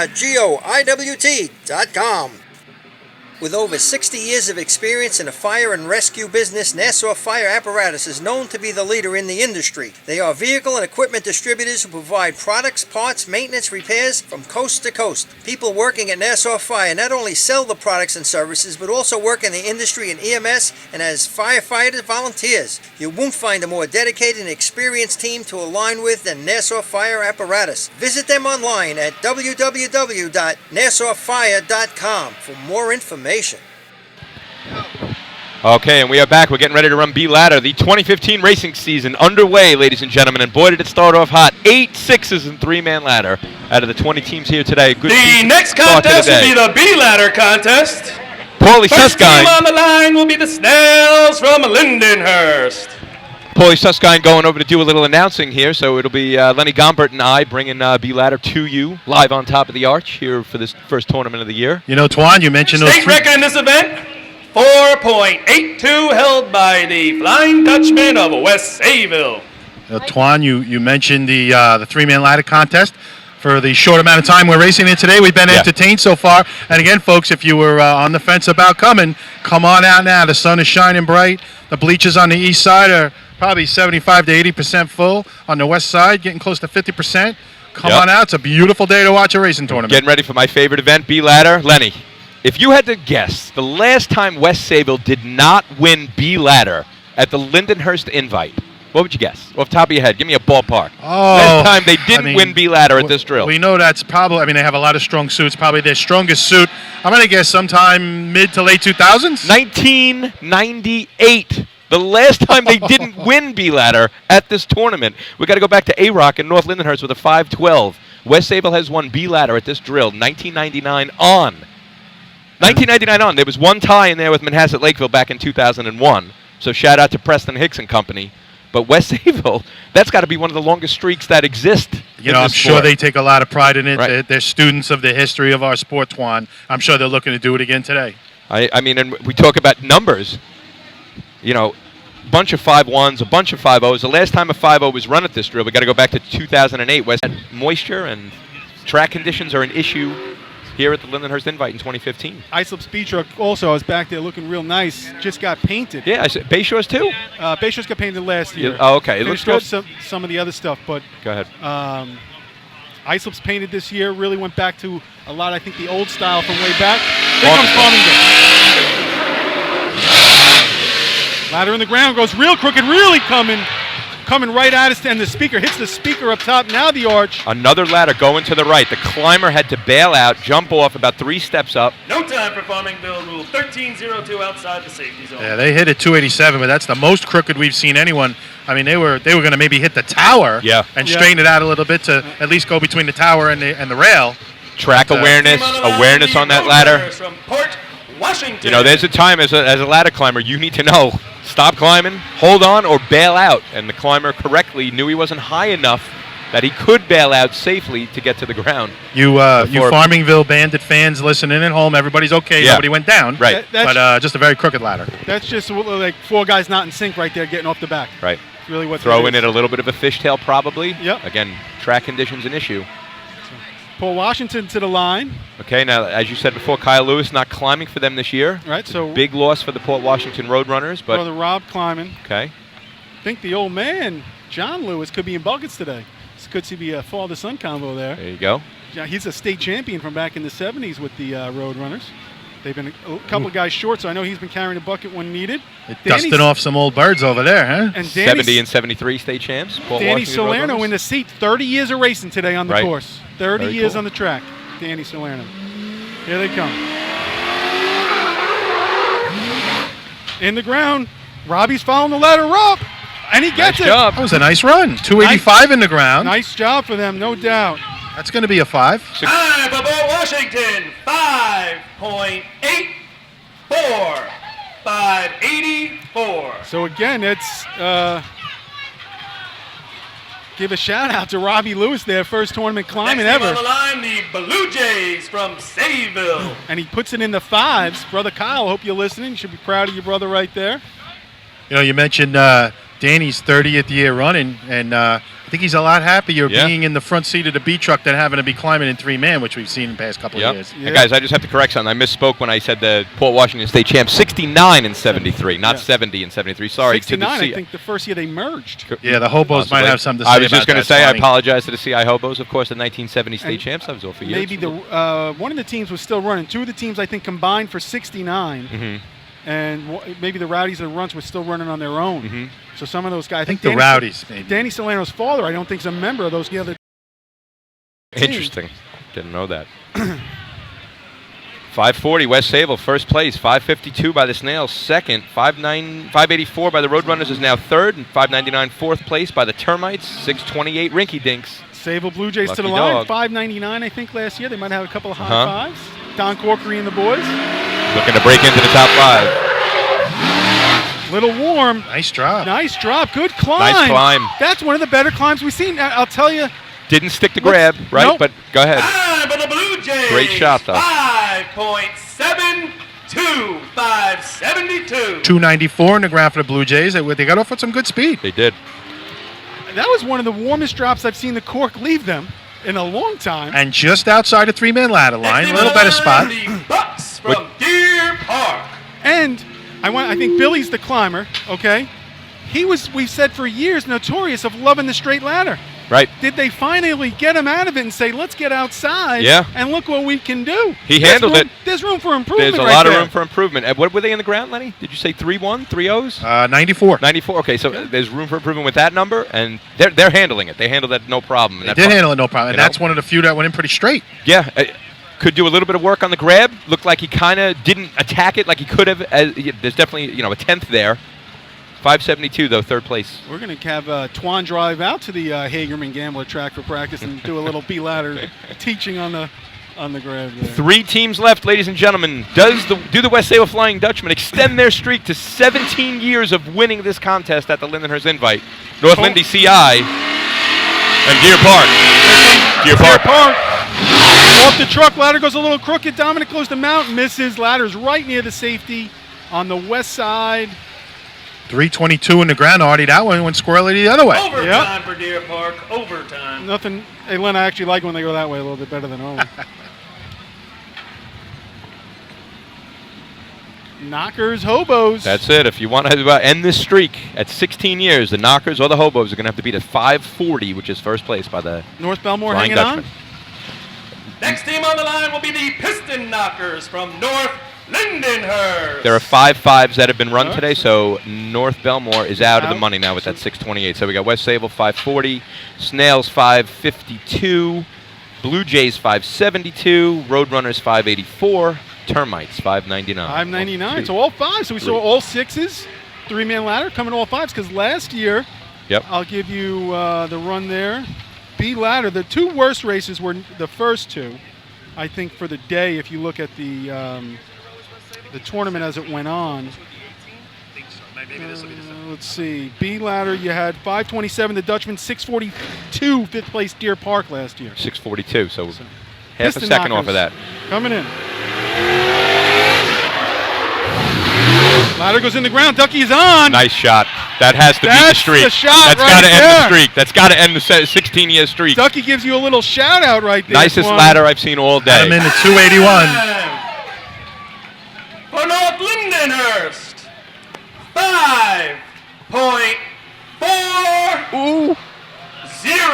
The streak continues for one more team. One more team. It continues for one more team. We have had a tie with West Sable in that streak. 2001 with Manhasset Lakeville, So 537. The current streak is how many years? 16 years. 16, so this would be the 17th. Correct. Okay. Can the hobos end the streak? They got to beat a 540. Next team on the line, the Hobos from Central Islip. So, nice drop by Dudley right there. That truck, no swirly right at all. No fishtail. I'm surprised nothing. at the time. Ladder went straight in. Yeah, 281. Okay. Maybe, that could be it. But I thought Ducky attacked the ladder great and finished it off up top. You do a 2.8, had to be a 2.4, 2.5 climb. That's your 5.2, 5.3. Okay. Yeah. So Danny Jackson and the boys. Can they beat the 16-year streak of the West Sable Flying Dutchman? Here they Take come. it away, Ladder in the ground outside. Jay rides it the in. The streak will continue. And now he comes to the top. Touches and goes. 288 in the ground. Jay just couldn't mount it. Do we run it off? Time for the Hobos, 6.90, 690. West Sable Flying Dutchmen are going to make it 17 years in a row, winning B ladder at the Lindenhurst Invitational Drill. Throughout that 17-year span, they have now tied twice. Once with Manhasset Lakeville, 2001, Preston Hicks and the boys, and now a tie with the North Lindenhurst Piston Knockers and Kevin Ducky Fowler and the boys. Do they run it off? That would be great to see. I would doubt it, but it would be great to see. And again, C-Truck's moving this way, so it doesn't look that way. A lot of B-ladder runoffs are great. A lot of current and old-time racers listening to this broadcast. And again, just to fathom that 17 years in a row, first place in the contest at Lindenhurst. Just Really, just the more you think about it, the more amazing it gets. You want some numbers? 99, they were at a 510, then an 03, 37, 506, 514, 517, 496, 513, 503, 507, 15, 16, 10, 18, 22, 27. The tail of the tape. Just looking at that, Twan. Yeah, you can take that for later. I have one of those for every tournament, by the way, almost all of them now. The thing I'd like to do now, the archives don't go 89, 88, 87. It's kind of sketchy when we get to the 80s. The results of B-Ladder and winners of the Bubba Murphy Memorial Trophy donated by the Lindenhurst Snails. With a time of 5.40, a tie between the West Sable Flying Dutchman and the North Lindenhurst Piston Knockers. In third place, Lindenhurst. Fourth place, 2 points, Sayville. And fifth place, 1 point, Port Washington. Great. New Hyde Park will receive the fifth place trophy. So 599 was out. Yeah, nice job by the Roadrunners catching a point there, filling in for Kyle Lewis. So good job to them. Lindenhurst Snails, back-to-back threes. They have 6 points. So tournament tightening up. Harry Penny. Score 3 points in 8 races, 24. You win in most tournaments. Last year, you're second place in the state, though. Yes, you are. 31 to 24. 31. Yes, 31. That's right. Yeah. We'll talk about that and some more. We're not going to have a runoff here. We're going to go right into C Ladder. We're going to pay some bills live on Top of the Arch. You're listening to the 2015 Lindenhurst Invite. We'll be back in a few. Since 1973, Fire News has been a proud supporter of the time-honored tradition of New York State Drill Team Racing. As they celebrate their 42nd year of publishing, they are honored to be the official publication and online coverage of New York State Drill Teams. Look for ongoing coverage in Fire News on firenews.com and on Facebook, Twitter, and Instagram. The Inn at New Hyde Park, Long Island's premier catering facility, is the first choice for weddings, parties, and corporate events. Owned and operated by local families and firefighters, it sets the standard for supreme service, gourmet cuisine, and style. The Inn's restaurant, Brasserie 214, takes you on a culinary road trip through Europe with our world-renowned chef and an unmatched international beer menu. To book your next event or to celebrate after a tournament, go to www.innatnewhydepark.com or brasserie214.com. Open table or Facebook or call 516-354-7797. With over 25 years of service in the fire industry, High Tech Fire and Safety continues to be a proud sponsor of New York State Drill Teams. High Tech has been honored to serve as master distributor for Morning Pride products, including state-of-the-art bunker gear, USAR gear, EMS gear, helmets, gloves, hoods, and boots. In addition to Morning Pride gear by Honeywell, High Tech also provides quality products including ISG thermal imaging cameras and CMC rescue products and Deuce rescue systems, providing your fire department with the highest level of support and service for all your personal protection equipment needs. For personalized demos, speak to a certified sales specialist. Call 631-777-5170 or visit hightechfirenewyork.com. Fatty McGee's in East Islip. Wednesday is Ladies' Night at the best FD racing bar in Long Island. Stop in anytime for a drink with good company, a great lunch and dinner menu, and of course those famous Fatty's wings. The groundbreaking FDNY electronic accountability system is now available to departments nationwide through Motorola, and SDI is the company behind this game-changing technology. Now, SDI has paired with New York State volunteer departments, including Central Islip, to solve the challenge of accounting for members who respond after the tones go off. Keep track of your members on your next big incident with a proven solution designed with the New York State Volunteer Department in mind. For more information, visit systemsdefinition.com and firegroundaccountability.com. The Bill Fox Company has been in business for over 60 years, specializing in custom championship rings, watches, badges, pins, and awards. The Bill Fox Company has crafted championship rings for past state champions, including the Westerners, Flying Dutchmen, Hobos, Wolves, and Yellow Hornets. Bill Fox Company is the recognized name in recognizing people. Check them out on Facebook, Twitter, and on the web at www.billfoxco.com. Coastal Fire System is the official SCBA dealer for New York State Drill Teams. Coastal is your one-stop shop for all your SCBA and fire equipment needs. Scott Air Packs, cylinders, RIT packs, refill compressor systems, gas detectors, Hi-X boots, Protec and Dragon fire gloves. For more information, check them out at coastalfiresystems.com or give them a call at 631-661-7515. Whether you've been a FASNY Credit Union member for years, just become a member, or yet to take advantage of our member-friendly products and services, we have the tools you, your family, and your fire department need for financial success. From low-rate auto loans and free checking to shared branching and mobile banking, when it comes to your finances, we are fully involved. To learn more about our products and services, visit us at www.fasnycu.com. Attention fire chiefs and commissioners. You already know New York State has mandated that your department supply your members with bailout rope systems. Coastal Fire System is also the exclusive bailout system distributor for New York State drill teams. The friends at Coastal are equipment dealers for Petzl, Scott, CMC, Colorado Systems, and can walk you through the state requirements to ensure the safety of your members. Your bailout system process starts and finishes with the folks at Coastal, a family-owned and operated business. Check them out online at coastalfiresystems.com or give them a call at 631-661-7515. The Titan Group is back supporting drill team racing and taking their game to the next level. With 20 years experience in the apparel industry and the addition of an in-house design team, we will find exactly what you're looking for. This year, join Team Titan and let us handle all your apparel and equipment needs and be part of all of Team Titan's promotions. Follow us on Instagram at Titan Group Racing to keep your hand on the pulse of your favorite teams. Owned and operated by members of the drill team community, we know what it takes to run your team. Let us handle everything from jerseys to helmets and tape to trophies. We are a one-stop shop for all your drill team needs. Call us today at 631-859-0075 or see Artie Suskind or Devin Robinson on the track. Gear up, get on. The Titan Group. For fire department drill teams, speed can mean the difference between winning and just placing. During an actual response, speed can be even more important. That's the idea behind Streetwise CADlink, the nation's first and fastest cloud-based mobile data software solution. Streetwise turns tablet computers into powerful, full-featured MDCs, providing incident mapping, hydrant locations, live apparatus location tracking, pre-plans, hazard waypoints, and more, all in just seconds. Call today for a free demo at 800-718-8027. Streetwise CADlink, the mobile response software that just works. How old is your fire department thermal imager? Thermal imaging technology is changing. Ladder contest. State record in this event is 8.71, and it is held by the Central Islip Hobos.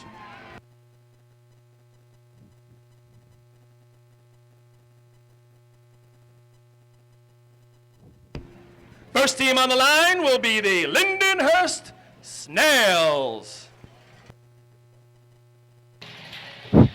All right, we are back, ladies and gentlemen.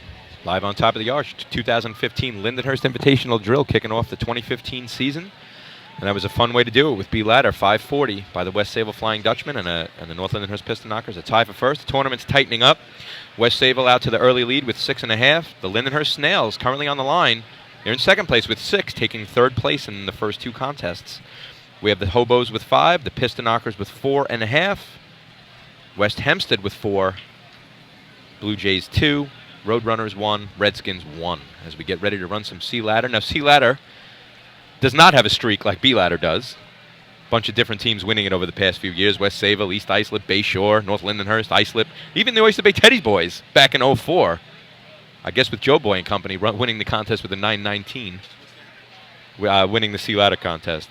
What's the heavy number? The heavy number over the past few years, you got to go back to as an 883 by Islip in 09, 868 by New Hyde Park in 03.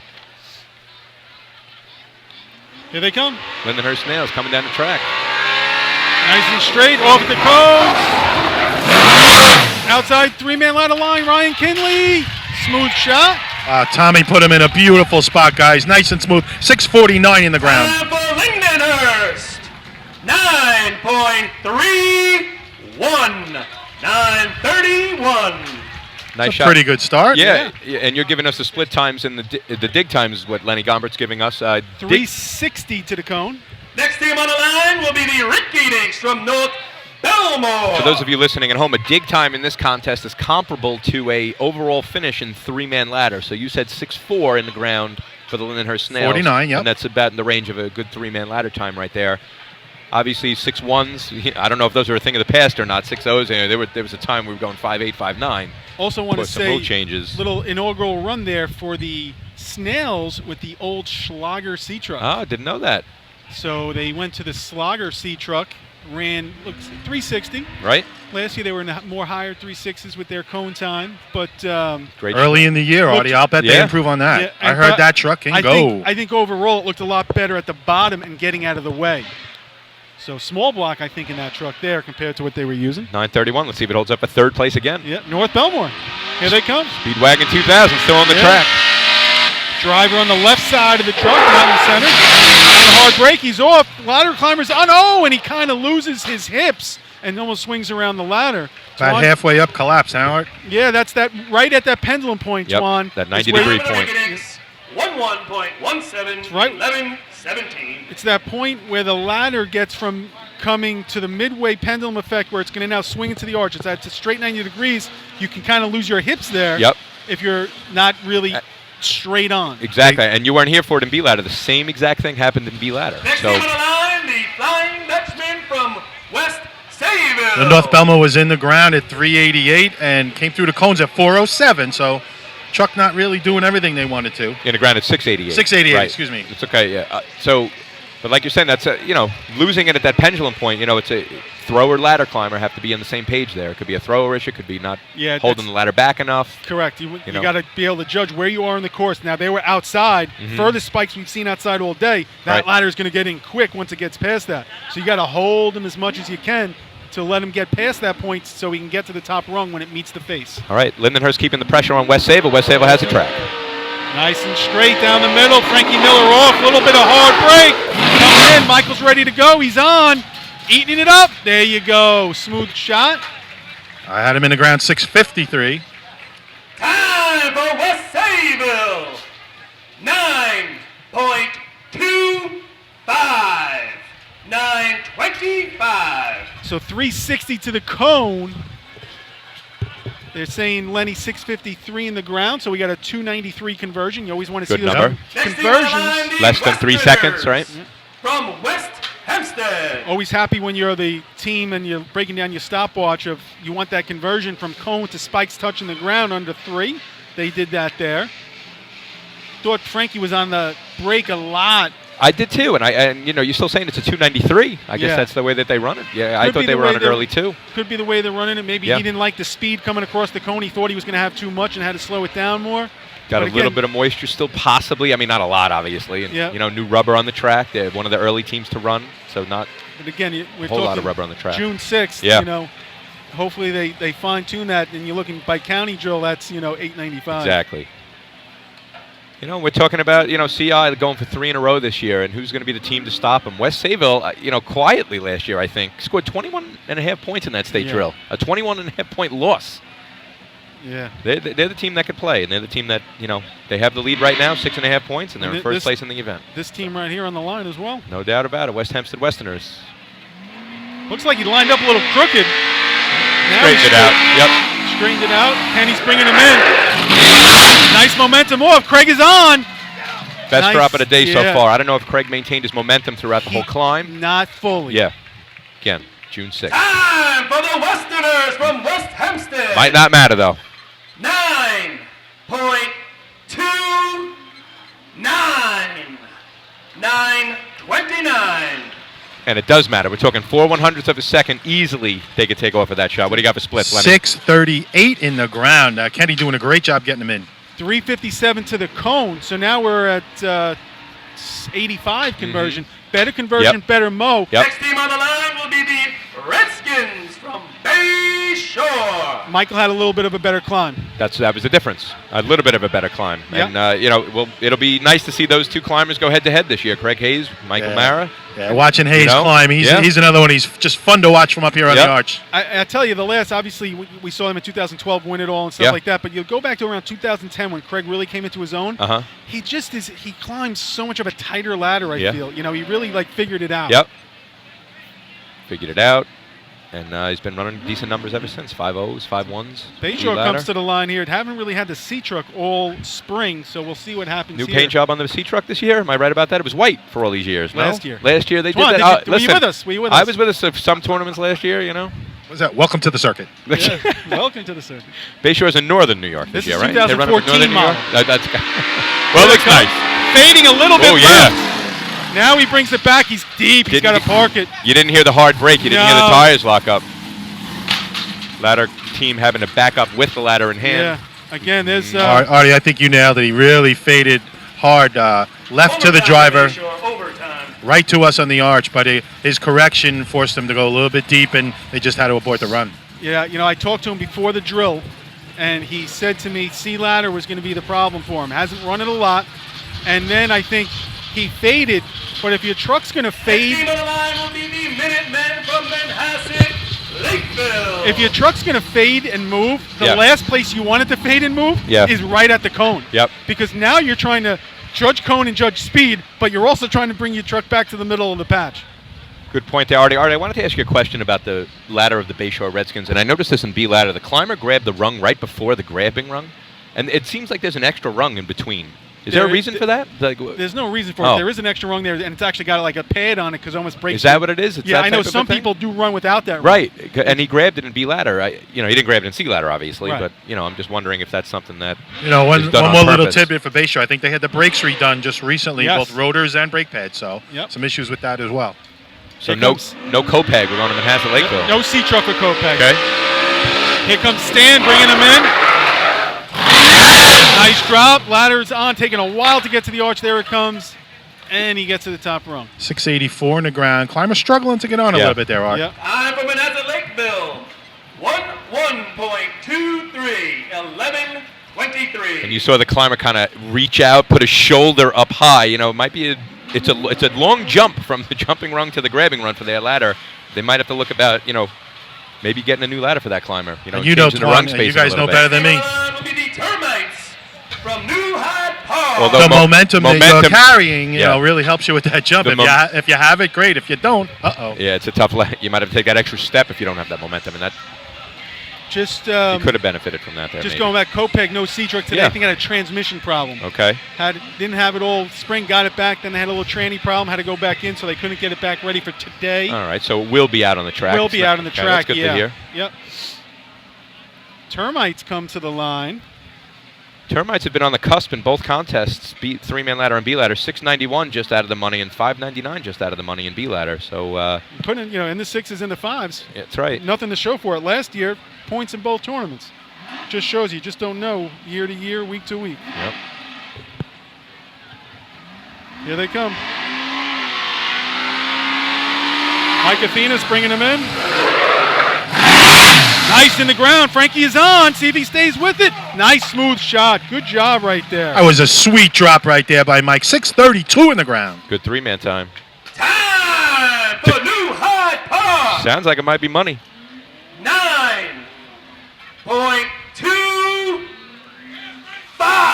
And that is Ties going him. to Ty West Sable 9.25. for first place.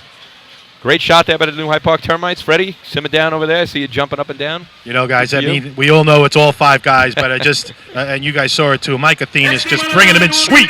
Wolves from Iceland. All four guys on the back just doing their jobs. Exactly. It's what it is. You do your job and you'll be fine. And again, with a driver like Mike, he'll give it the opportunity to do that 99 out of 100 times. Do your job.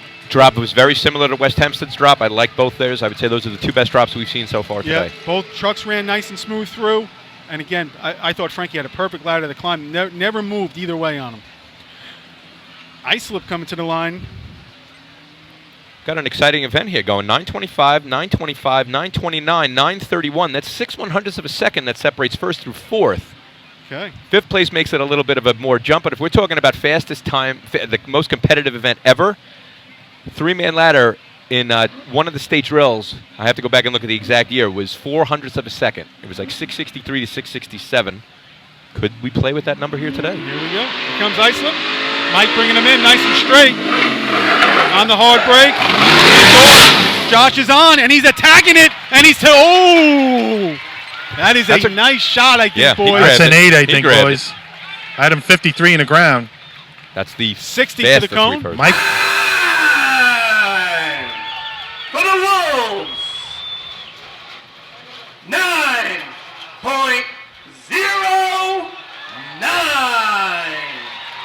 909. so they're right there on the cusp. A good-looking run. Josh eating it up. Mike did a lot of braking, a lot of that double braking, as we say, but he got him in at the right spot and the right speed and making a nice run out of it. Yeah, that's if you watch Mike drive C Next ladder. team on the line will be the Bandits from Farmingville. Mike's got that down. He seems to really drive the truck real hard to the cone. He starts almost like 125. He kind of almost squeaks him a little bit, gets off him, brings the momentum back in, and then goes into the hard It's brake. a little similar to CI. They're kind of running it that way as well. Yeah, not easy to do, I'm sure, as a driver. But, again, he left him in a great spot. Josh ate up the ladder. That shows what Josh can do right there. Great number there by the Ice of Wolves, and that's going to obviously spread out the numbers. So we're not going to have that most competitive event like I was alluding to right before their shot. You jinxed it. Here comes Farmingville. Long in the break. Ladder gets to the arch in a hurry. No superstructure on the ladder. Little wobbly. Nothing wrong with that. Seemed like Eddie got out of the gas early. Bandits 11.44. 11:44. 698 in the ground. Again, he got off the gas a little early. I'm not sure what the issues are there with Farmingville. You know, again, folks, a lot of these teams just getting these trucks ready in the last week or two. Will be the Roadrunners from Park, Washington. And you want your driver not to be going for a state record or a state tournament run here if you don't have a lot of runs under your belt at this time in June. Sunglasses off the truck there from Farmingville in the run back by the cone. Someone lost some sunglasses. Just went and picked them up. And also, Farmingville, you don't see too often a rear view mirror on the C truck. Maybe it plays into effect more in hose. Who knows? When's the last time? Just to clarify my stat, if I may, guys, the most competitive event, if we're talking about closest time span between first and fifth, got to go back to the 1976 state drill. Three-man ladder. Central Islip won it with a 6:59. West Sayville and Ilion tying for fourth and fifth with a 6:63. 4/100ths of a second.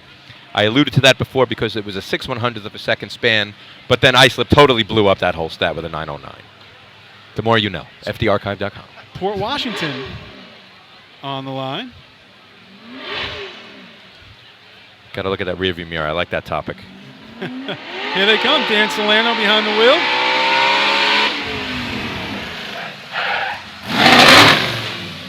Ladder's up. Robbie Lewis steady up the ladder. Gets to the top. Smooth. Not as much 675 in the ground. You could tell. Port Washington 9.98. 998. You could tell Danny gave him something to handle there, Art. Whereas you got a new climber. Let's get a run out of this, guys. And that's just what they did. Next team on the line will be the Blue Jays from Sayville. How many guys can say the first tournament speed ladder they ever climbed, they run a 5 and a 9? 5 and a 9. I was just going to say, good job of filling in there. That 9 is 6th place right now, so we have 6 9s on the day. Islip Wolves 909, first place. Second place, we got a tie for second and third between the Termites and the Dutchmen, 925. Then we get that 29 by the Westerners and a 931 by the Lindenhurst Snails, the top 5. Past the halfway point of the contest, Sayville Blue Jays on the line, looking to run some more 9s this season. Yeah, and then coming off the 572, 2 points. Yep. Got to tell you, Paulie's doing a good job over there. What do you think? Natural at this. He might have saved the tournament. A couple of people put it on the GroupMe app. Yeah, there it is. Billy Moon chiming in. Paulie saved the officials by announcing. He's getting a little too excited for every 5 run and B ladder.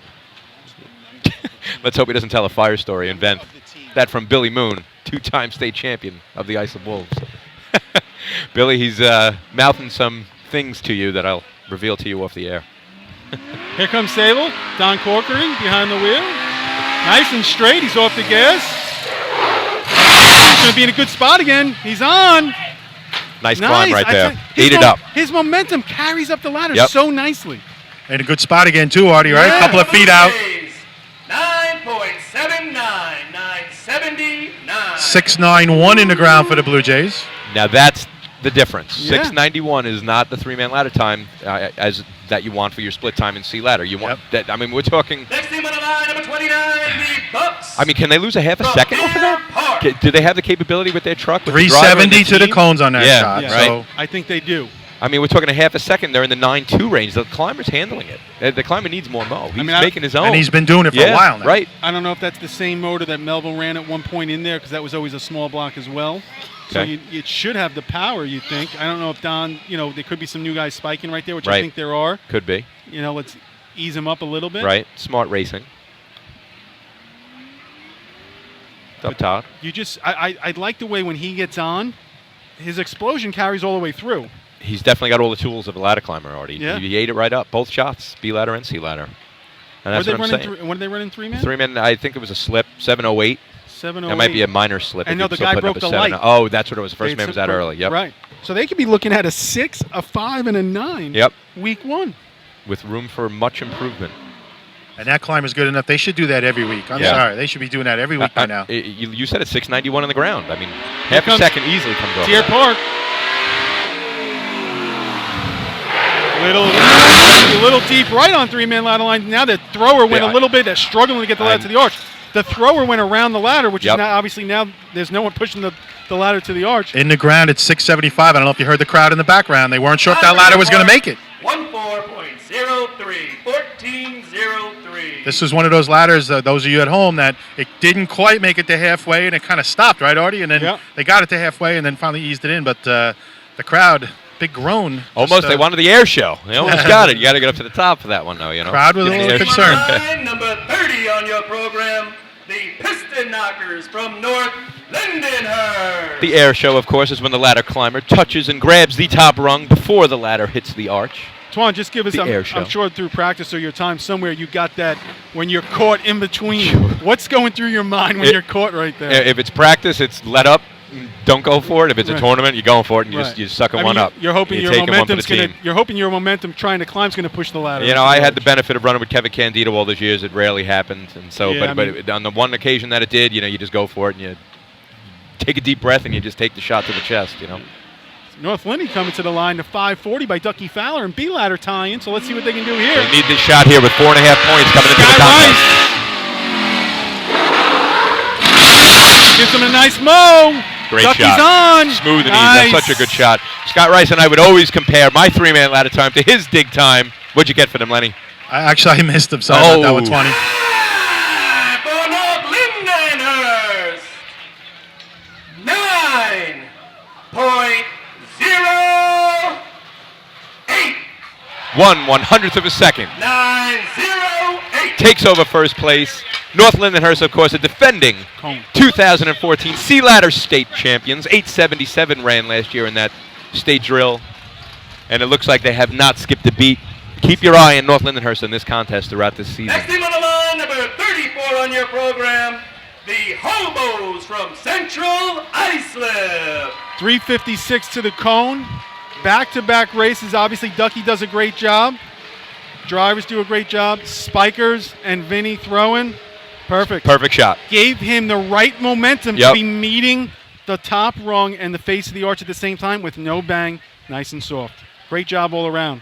That's 5 guys, everyone doing their job. And we have a very competitive C Ladder contest going on today. 908, 909, 925, 925, 929. Hobos to get in the money. They got to run a 929. Here they come. Last Danny team Johnson. to run here. 5 points coming into the contest. Go ahead, Artie. Off. Oh, that's a hard break. Jay is on and gone. See if he gets there. Again. I was pretty warm too, fellas. That was the warmest. They gave him that extra gas. Now that's the number I'm looking for in the ground. You got to be 6'1", 6'2". Yeah, we're in the 8s on this one. Got to be a heavy 8. Crowd loves it. Penalty. 8.81. 881. And with that number, that is the fastest time run at this tournament since 2003 when New Hyde Park ran an 868. When Paul announced with penalty, the CI crowd groaned, and he just put his hand out there to calm the storm. What was the penalty? 346. So 400ths of a second. So we're talking an 877? 877. That's playing with that state record. I'm going to say this. You look at that shot. It's an 880. Great shot. Yeah, heavy. Jay Newhoff climbing. Yeah. Doesn't look as fast as the other guy. Well, he's got the tall syndrome. He's got the Tommy Abramski syndrome a little bit, Correct. The A-Rock syndrome. Right, the A-Rock syndrome. The 6'4" and bigger guys. Yep. it doesn't almost look like his Billy fast because Moon. his legs aren't going as fast. That's right. You know, but all of a sudden he's at the top rung, and you're like, oh boy. And the hobos sticking with their, the way that they run that contest, they gotta give would you call it a half break, a hard break? Exactly. A certain amount of Yep. feet out, and then Yep. they give him gas right before they get off. And they that's gave it. him so much took it right to the top. I was giving props to other drivers. Yeah. Danny Jackson just bringing him in, just perfect for the way Yeah. they like it, and a textbook run there for the hobos. And you look at, again, like the 150 and 50 feet from the arch is where the cones are. Danny almost like squeaked him at about 140 and then totally let it go again, and then brings it into about 50 and gets on him and lets him out. He's really the master of that right now. He's been doing it for several years, and Danny doing a hell of a job driving there for the hobos. How about that contest, though, guys? 881, 908, 909, 925, 925, 929, 931, 7 shots, 9-3 or better. We're off and running in 2015. It's mid-season form already. And we've gotten it at all 3 races, guys. That's right. You know, we've gotten it at all 3 races. Maybe in B ladder, maybe not quite till 5th, but just going for a back- limited amount of teams, this is great. Great competition. Move the equipment. Results of the Sea Ladder contest. First place and the winners of the James P. Coveney Trophy donated by the Hook and Ladder and Engine Company Bay Rats from the Lindenhurst Fire Department. 5 points with a time of 8.81. The Central Islip Hobos. The Bay Rats. There's a name right there for you. Second place, the North Lindenhurst Piston Knockers. Third place, the Islip Wolves. Wolves getting on the board for the first And time. there's a tie for 4th and 5th place between the New Hyde Park Termites and the West Sable Flying Dutchman. And they will each get 1.5. All personnel associated with the water test, please report to the track. And if you go back last year, 965 was 5th place. Lindenhurst Snails for 5th, and now they ran the 31 this year, and they're out. So that's the first race they don't score points, and they had gone back-to-back to get their 6. And you give credit to making this a combined point drill. I mean, that adds to the times. It adds to the show. And here's what we got getting ready to go into Sea Hose. We're going to do a water test. But correct me if I'm wrong here, Freddie. I got the hobos with 10. I got the Piston Knockers with 8.5 in second. I got West Sable with 7 in third place. Snails have 6. And then from there we have West Hempstead's going to have 4. Wolves 3. Termites 1.5. Roadrunners have 1. Sable has 2. So we have a tight race. Talking about top 3. Hobos, Knockers, and Flying Dutchman. 3 points separate them. The Snails with 6, 4 points away from the first place in the tournament. So we got a good tournament brewing here, Artie. It's going and rolling. We're off and running. If you're not here, get in your car and get here. You're going to see a good finish. Freddie, we're going to do a couple we're going to give it over to commercials. When we get back, we got a little this date in racing history. We'll give you some water times, but live on Top of the Arch 2015 Lindenhurst Invite. Be back in a few. How old is your fire department thermal imager? Thermal imaging technology is changing as quickly as your smartphone, and the time has come to upgrade your TIC. Coastal Fire System is the exclusive thermal imaging distributor of New York State drill teams and offers the full line of Scott, ISG, and FLIR cameras. Coastal is a one-stop shop for the best brand, so start the upgrade process with the longest-running sponsor of New York State drill teams. Camera servicing also available. Check out Coastal Fire System on Facebook or give them a call at 631-661-7515.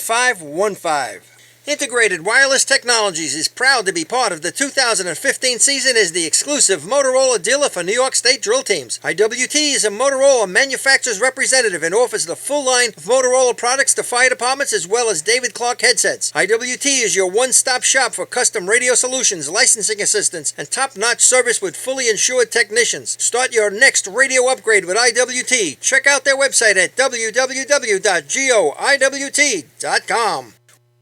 With over 60 years of experience in the fire and rescue business, Nassau Fire Apparatus is known to be the leader in the industry. They are vehicle and equipment distributors who provide products, parts, maintenance, repairs from coast to coast. People working at Nassau Fire not only sell the products and services, but also work in the industry in EMS and as firefighter volunteers. You won't find a more dedicated and experienced team to align with than Nassau Fire Apparatus. Visit them online at www.nassauFire.com for more information.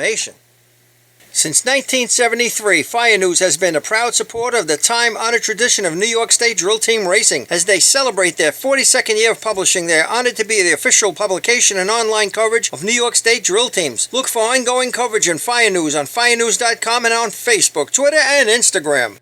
The Inn at New Hyde Park, Long Island's premier catering facility, is the first choice for weddings, parties, and corporate events. Owned and operated by local families and firefighters, it sets the standard for supreme service, gourmet cuisine, and style. The Inn's restaurant, Brasserie 214, takes you on a culinary road trip through Europe with our world-renowned chef and an unmatched international beer menu. To book your next event or to celebrate after a tournament, go to www.innatnewhydepark.com or brasserie214.com. Open table or Facebook, or call 516-354-7797.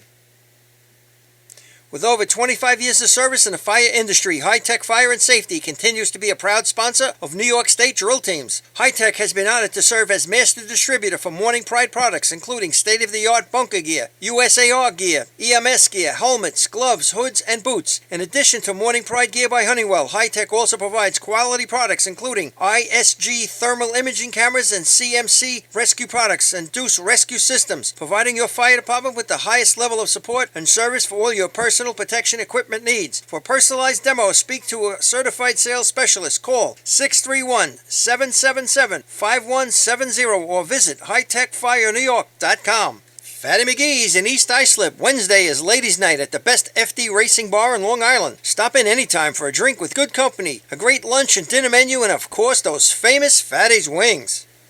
The groundbreaking FDNY electronic accountability system is now available to departments nationwide through Motorola, and SDI is the company behind this game-changing technology. Now, SDI has paired with New York State volunteer departments including Central Islip to solve the challenge of accounting for members who respond after the tones go off. Keep track of your members on your next big incident with a proven solution designed with the New York State Volunteer Department in mind. For more information, visit systemsdefinition.com and firegroundaccountability.com. The Bill Fox Company has been in business for over 60 years, specializing in custom championship rings, watches, badges, pins, and awards. The Bill Fox Company has crafted championship rings for past state champions including the Westerners, Flying Dutchmen, Hobos, Wolves, and Yellow Hornets. Bill Fox Company is the recognized name in recognizing people. Check them out on Facebook, Twitter, and on the web at www.billfoxco.com. Coastal Fire System is the official SCBA dealer for New York State Drill Teams. Coastal is your one-stop shop for all your SCBA and fire equipment needs. Scott Air Packs, cylinders, RIT packs, refill compressor systems, gas detectors, Hi-X boots, Protec and Dragon fire gloves. For more information, check them out at coastalfiresystems.com or give them a call at 631-661-7515. Whether you've been a FASNY Credit Union member for years, just become a member, or yet to take advantage of our member-friendly products and services, we have the tools you, your family, and your fire department need for financial success. From low-rate auto loans and free checking to shared branching and mobile banking, when it comes to your finances, we are fully involved. To learn more about our products and services, visit us at www.fasnycu.com.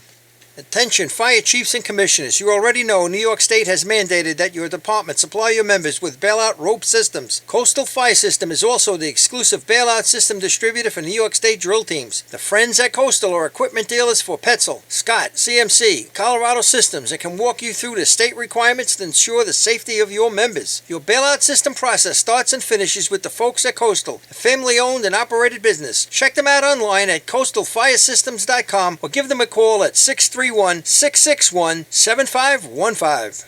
The Titan Group is back supporting Drill Team Racing and taking their game to the next level. With 20 years experience in the apparel industry and the addition of an in-house design team, we will find exactly what you're looking for. This year, join Team Titan and let us handle all your apparel and equipment needs and be part of all of Team Titan's promotions. Follow us on Instagram at Titan Group Racing to keep your hand on the pulse of your favorite teams. Owned and operated by members of the Drill Team community, we know what it takes to run your team. Let us handle everything from jerseys to helmets and tape to trophies. We are a one-stop shop for all your drill team needs. Call us today at 631-859-0075 or see Artie Suskind or Devin Robinson on the Get on the Titan Group. For fire department drill teams, speed can mean the difference between winning and just placing. During an actual response, speed can be even more important. That's the idea behind Streetwise CADlink, the nation's first and fastest cloud-based mobile data software solution. Streetwise turns tablet computers into powerful, full-featured MDCs, providing incident mapping, hydrant locations, live apparatus location tracking, pre-plans, hazard waypoints, and more, all in just seconds. Call today for a free demo at 800-718-8027. Streetwise CADlink, the mobile response software that just works. How old is your fire department thermal imager? Thermal imaging technology is changing as quickly as your smartphone, and the time has come to upgrade your TIC. Coastal Fire System is the exclusive thermal imaging distributor of New York State drill teams and offers the full line of Scott, ISG, and FLIR cameras. Coastal is a one-stop shop for the best brand, so start the upgrade process with the longest-running sponsor of New York State drill teams. Camera servicing also available. Check out Coastal Fire System on Facebook or give them a call at 631-661-7515. Integrated Wireless Technologies is proud to be part of the 2015 season as the exclusive Motorola dealer for New York State drill teams. IWT is a Motorola manufacturer representative and offers the full line of Motorola products to fire departments as well as David Clark headsets. IWT is your one-stop shop for custom radio solutions, licensing assistance, and top-notch service with fully insured technicians. Start your next radio upgrade with IWT. Check out their website at www.goiwt.com. With over 60 years of experience in the fire and rescue business, Nassau Fire Apparatus is known to be the leader in the industry. They are vehicle and equipment distributors who provide products, parts, maintenance, repairs from coast to coast. People working at Nassau Fire not only sell the products and services, but also work in the industry in EMS and as firefighter volunteers. You won't find a more dedicated and experienced team to align with than Nassau Fire Apparatus. Visit them online at www.nassauFire.com for more information. All right, we're back here at the Lindenhurst drill. Great drill so far. We were just talking about it. But let's give you a little update on what's going on at the Northern New York Convention up in Messina, New York. 2 contests in and an individual ladder they're running up there at the Northern Convention. First place was the Copenhagen Cubs with a 4.73. Nice. Second, West Carthage, Great Bend, Louisville, and then Clayton. Way to represent, Hornets. There you go. In 3-man ladder, the winner with a 6.86, the Copenhagen Cubs. West Carthage second, Great Bend third, Louisville fourth, and Lake Placid fifth. Back out on the track this year, the Lake Placid Panthers. That's 686 is the 7th fastest time run today, statewide. Would have taken 7th place. So What? That's 686 that won yeah. the contest. So Yeah. getting in the 6s, that's nice. Good shot. Absolutely. They've been consistent for the last few years getting into 60s, Copenhagen. So let's get you got the rundown for today's points. So here we go. Let's do that I mentioned it before we went off of air. I had a little bit of a mistake that I corrected. So here are the updated totals. Central Isopobo's out to in the early lead. They have 10 points. Second place, North Lindenhurst Piston Knockers, 8.5 points. Then West Sayville, I said 7 earlier. They actually have 8. We have the Lindenhurst Snails in 4th place with 6. And then it gets a little crowded, ladies and gents. I'll just read them. It looks like West Hempstead's in 5th with 4. But then some other teams with points, Bayshore 1, New Hyde Park 1.5, Wolves have 3, Roadrunners 1, and the Sayville Blue Jays with 2. What's your overall thoughts so far? I think overall, teams are pushing it today. You For know- opening day, I'm impressed with the times from top to bottom in each event. When you talk about the depth of the times, no doubt about it. Right. I mean, the first place times, they are what they are. Some are faster than previous years, some are slower, but the overall first through 5th place times have been excellent so far, especially for opening day. A little chilly out. It's early in the season for them to be running the times that they are. It's been a good show so far, and again, part of that is because this is now a Nassau County point tournament. It's a combined county tournament, and you can see the increase in crowd, you can see the increase in teams, and Give the times Snails a about little it. credit, too. Yeah. I mean, they had a lot of pressure on them. You know, a lot Right. of talk about the Snails. They came out and ran 3 good contests, even though they didn't score in C ladder. I thought he gave him a nice drop. He's climbing the heck out of that ladder. 2 good times in C ladder today, not taking points. 9:29 by West Hempstead, and like you just said, 9:31 by the Lindenhurst Snails. Interestingly enough, for you stat buffs, 9:03 is the fastest time to not score in C ladder in the history of C ladder. Patchogue did that. And you got to be impressed with these ladder climbers. Talk about motivating up the ladder. Yeah. Josh Kaysen. I mean, Yeah. it was crazy watching him come up. It'll be fun to watch him this season. You know, fresh off of his new individual ladder record, tied with Michael Mara and Tommy Abramski. You know, he's in his prime, and you know, with 2 misses today, he's got Going to be a little angry and next time we see him no, out here. and you know what? You know who never gets mentioned in that motivating up the ladder is Jay Newhoff. Mhm. All he did was win the race Yeah, with right. an 881. But you know, because he's so tall, it's so deceiving. You don't get that same Michael Mara, Josh Exactly. Mason look. We were talking about tall man syndrome. I think Tom Abramsky was the first to do it. Then you had A-Rod had it, yeah. and then Jay Newhoff obviously in that same range. Billy Moon I would put in that tall man syndrome. You all of a sudden you see him climbing like what, and then it's a 502 on your watch. You're like, well, that 881. You know? I mean, Danny Jackson brings it down. Yeah. You know how he likes to chirp it, and then he brings it back in, and you start to say, "Oh my God, this looks awkward." yeah, And then, bam, 881 right in your face. 881 with a 4/100th of a second penalty, right. so that's an 46 877. to go. Now we're talking 600ths off the state record, which Right. is 871. But yeah, you said it, man. It's been a great tournament so far. We're in the Really? middle of the water test. They've done a couple runs so far. Not sure if they have any times through the hose so far, but while we have this delay, one of the staples of the show, I want to go back in time here a little bit. This date in racing history, it's June 6th. Paul, you're going to like this one, and I'm glad you're up here with me. June 6th. We're going back to 1992 today for this date in racing history. That's 23 years ago today. 1992, that's one of my favorite racing seasons. For me, Golden age. for me, what am I? I'm 15 years old, 14 years old. I've always went to tournaments as a kid, but 1992 was the year that I really started keeping track of stats, getting into it, learning every team's name. And, that was the year of the Bayshore Redskins. And this date in history, June 6, 1992, the Bayshore Redskins come in first place here at the Lindenhurst Invitational Drill, winning C-Hose, winning efficiency, taking points in other events throughout the day. But what do you got from that day off the top of your head, Paul? You remember it? Is it clear? It's not crystal clear, but Right. I will say this. One thing is we scored 19 points that day. We scored 19 points in the state drill. Right. We win it like that. Interesting. We came into that drill wanting to win that tournament extremely bad. Right. Because back in the day, the saying always was, if you win Lindenhurst, you win the state. Right. And you can go look at the state. Yeah. It always matched up for That's not funny. every single year, but a lot of years. You could do that with Hempstead. The You could do that with team CI, kept but that's winning, interesting. The one that would win. And when we won it, we actually started to think, hey, you know what? We're legitimate. Yeah. We won a major, and there was a lot more teams at this drill, I think. I don't know how many. Well, but that's there was a lot obviously more an issue, teams right? at that drill. Mhm. We won a major motorized drill, and we won Lindenhurst, which was a huge push for us. Was that your first major win? Well, we won the town. Right. And that's a big win. It Right, ain't easy right. winning the ice of town. Right. But I think that is my first, if I remember. That probably is our first win. We were so focused on coming into that year, and I'm talking like Jimmy Caff, Mike Welton, Mike Cummings is back there, Hilo, my brother, Todd, Right. Harry Penny, Yeah. John Penny. I mean, we were so focused Right. on doing better that year. We knew we were getting better in 90, 91, but 92 was like, we're doing it this year. And you had competition. You had Patchogue. Oh, You my had God. just coming off their win in 91. You had Crazy. the North Lindenhurst Pistonokers just making their turn on Yep. that corner for their 4 in a Yep. row.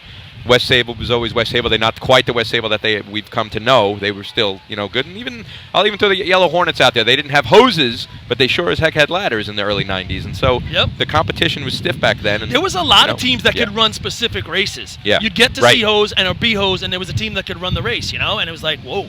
You had to worry about certain teams in certain areas, as well as everybody all day long. If you even look at the scorecard, speaking of that, look who won. I think it was B Ladder that B ladder, day. Joe Boy. Oyster Bay Teddy's boy. 5:36. We run a Yep. 5:39, Right. which for us, we had run a 5:29, I remember, a couple years earlier to town, and that really changed the fortunes of the Bayshore Redskins. But that 5:39, I mean, we were real happy about it. We run a 9.4 in C ladder with the old C truck. Right. That's when everybody started pushing their C trucks a little bit better. And then C-Hose, 1304 is nothing to sneeze at in 92. Right, because, it's notorious for not having a great water time. But the number that stands out to me and basically was the staple of anything we did I know well what you're during gonna those say. years is EFFI, efficiency. CI, Is EFCY. efficiency because Yep. 9/11, I think, for the longest time was the track record here. All right, audio. Guys, just to interrupt you quick, down here on the track. Go ahead. We just found out the water time will be 4.66 today here at the Lindenhurst Invite, so pretty good water. Thank you for that update there, Leno. So that was that. This date in racing history. For more information, check out fdarchive.com. Click on 1992. Check out the Lindenhurst Invite, and it'll give you a rundown of the times that were run that day. Artie Suskind just joining us. We were just doing a little this date in racing history. 23 years ago to the day, June 6th, Bayshore Redskins winning the tournament here with 19 points. Of course, you went on to win the state drill that year with the same point total. We were just having a good conversation about that. Win Lindenhurst, win the state drill. There you go. It's happened a lot throughout the years. I was just trying to go off the top of my head here and look at the back of the scorecard just to see how many times that has happened. I mean, let's go from the 1992 point of view. Yeah, I mean, look, you got your 87 Snails, you got your 83, 82 40 Thieves, 81 Knockers. Yeah, 70 Flying Dutchman in there a couple times. 75. 77. Yeah, but the Hobos won here in 77. Port Washington winning the year that they won. That's pretty cool. CI last A lot of teams. Yeah, and then if you go after 1992, I mean, you got North Lindy in 95, North Lindy 98, West Sayville 99, 2000, West Sayville 04, 05, West Sayville 07, West Sayville 09, and then the Hobos in 14. West Sayville in 11. So a bunch of times. That's interesting. Yeah. I don't know what the number is, but you win here in Lindenhurst. And of course, Hempstead has that too, and CI, you can make those connections as well. But just a quick shout out, guys.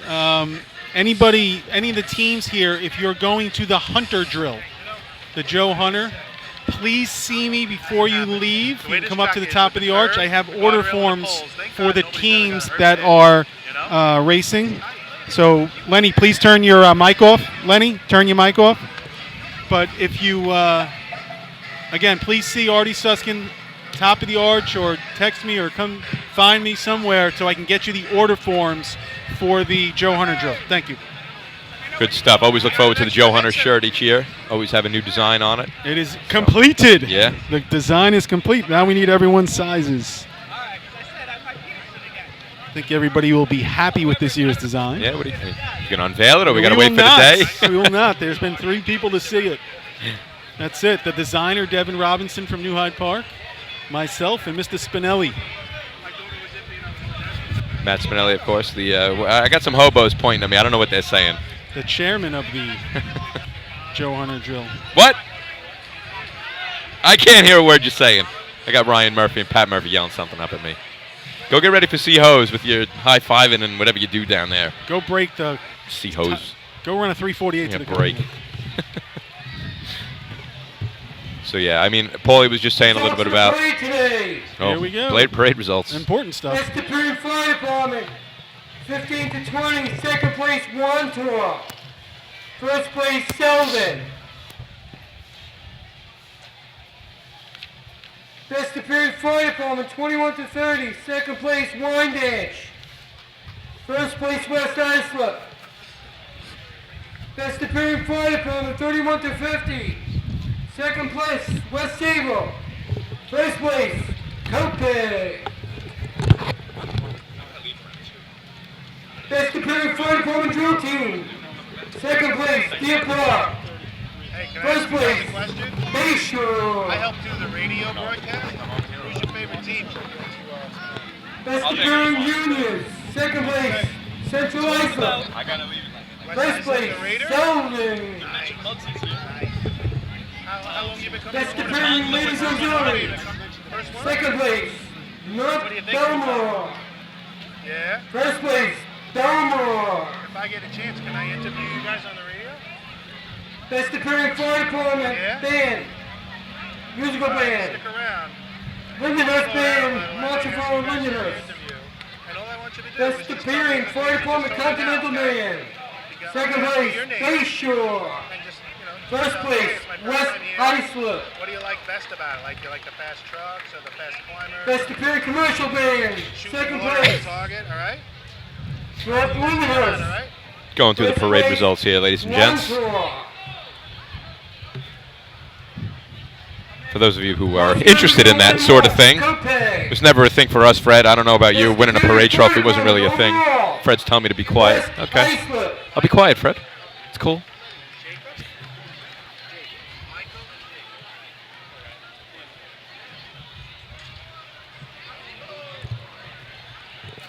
Lenny, your mic's on. Oh, okay. Oh, is that why you're waving at me? Well, as long as it's on, can we talk to Michael and Jake right now? Do it. I see you got a couple of youngsters over on the fence there. Yes, you got it. We have some new fans. Sorry if the mic was on a little early, but these guys are fans of West Islip. Cool. Michael, this is your first time here? Yeah. All right, so from the first things you've seen, what's your favorite part so far? The water hose.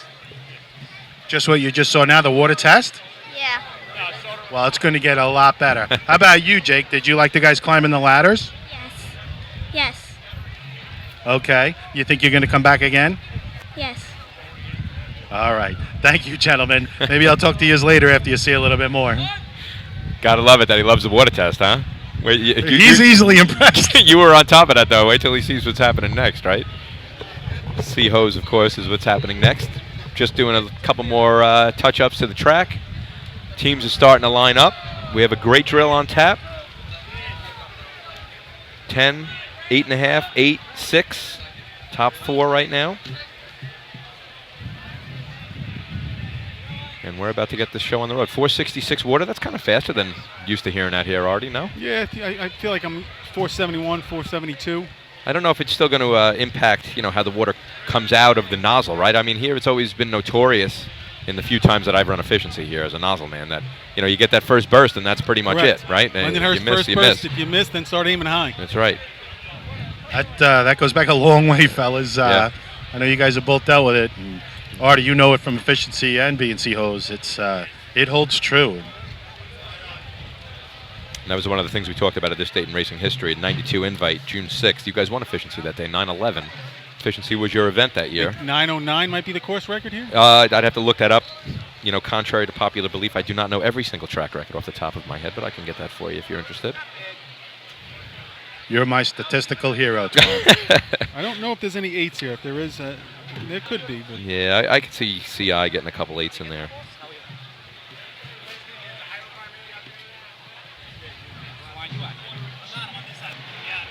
All right, the course is clear. Just waiting on a white flag, ladies, gents. And then the Lindenhurst Snails are going to start up the contest. Lindenhurst has 6 points, 4th place in the tournament.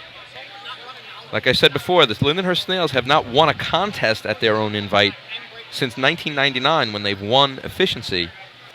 Should they do that today, that's going to put them in a good spot as far as finishing top 5 overall. Is going to be 4.66 through 144 and 1/2 inch, 2.5 inch Saturn hose. That was good. All right, Paulie's not doing a good job anymore. There's been a lot of talk on the group me about how he's de-roused the position. Just kidding there, Bill Rouse. I know you're not doing well today. I hope everything's all right. Paulie filling in for him. Any update on Soup? we haven't got any update on Soup yet. The next contest will be the Sea Hose contest. First team on the line will be the Snails from Lindenhurst. If you're just tuning in, Soup is Richie Legan, Yep. official from Riverhead. Had a little problem this morning as he was coming up the arch in the stairwell, and they just wanted to take him in to check him out. He was talking and everything like that. Hopefully we'll hear back sooner than later of what's going on. Last year, 1261, the Guzzlers. First place in Sea Hose here. He's diced up, of course, the state record holder, 1193. Lindenhurst took 5th in Sea Hose with a 1342. The way this tournament's coming into shape so far this morning, Yep. or this afternoon, I would think that's not going to go. Here comes Lindenhurst, a little swirly down the course. Tommy brings him in, a little fishtail at the hydrant. Water is in Nice the job. hose. See if they can get it up top. Little on edge for him, gets the nozzle on. Target is up. 2 swipes at the nozzle there. We got it Yeah, on and as hit it he's- in time. as he's- praying to Allah. Praying to not to Allah. That's the Time Jesus. for Lindenhurst. 13.04. 13.04.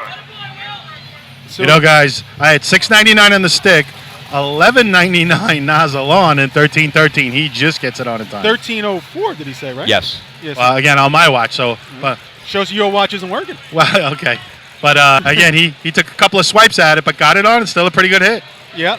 Yeah, again, looked truck a little swirly down the course. Fishtailed at the hydrant.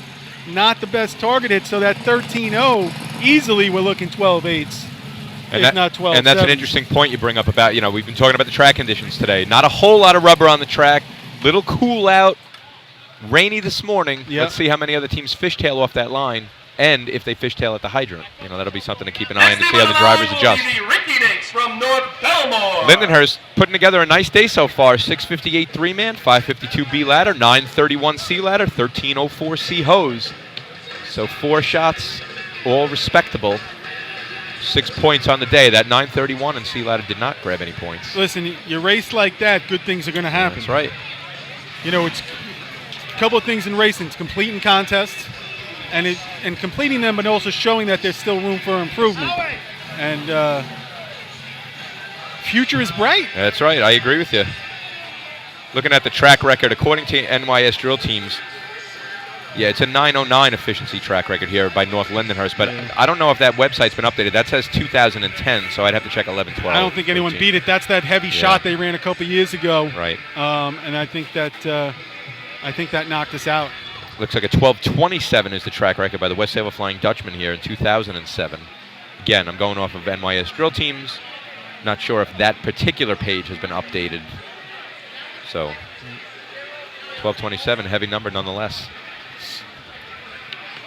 North Belmore waiting for the white flag.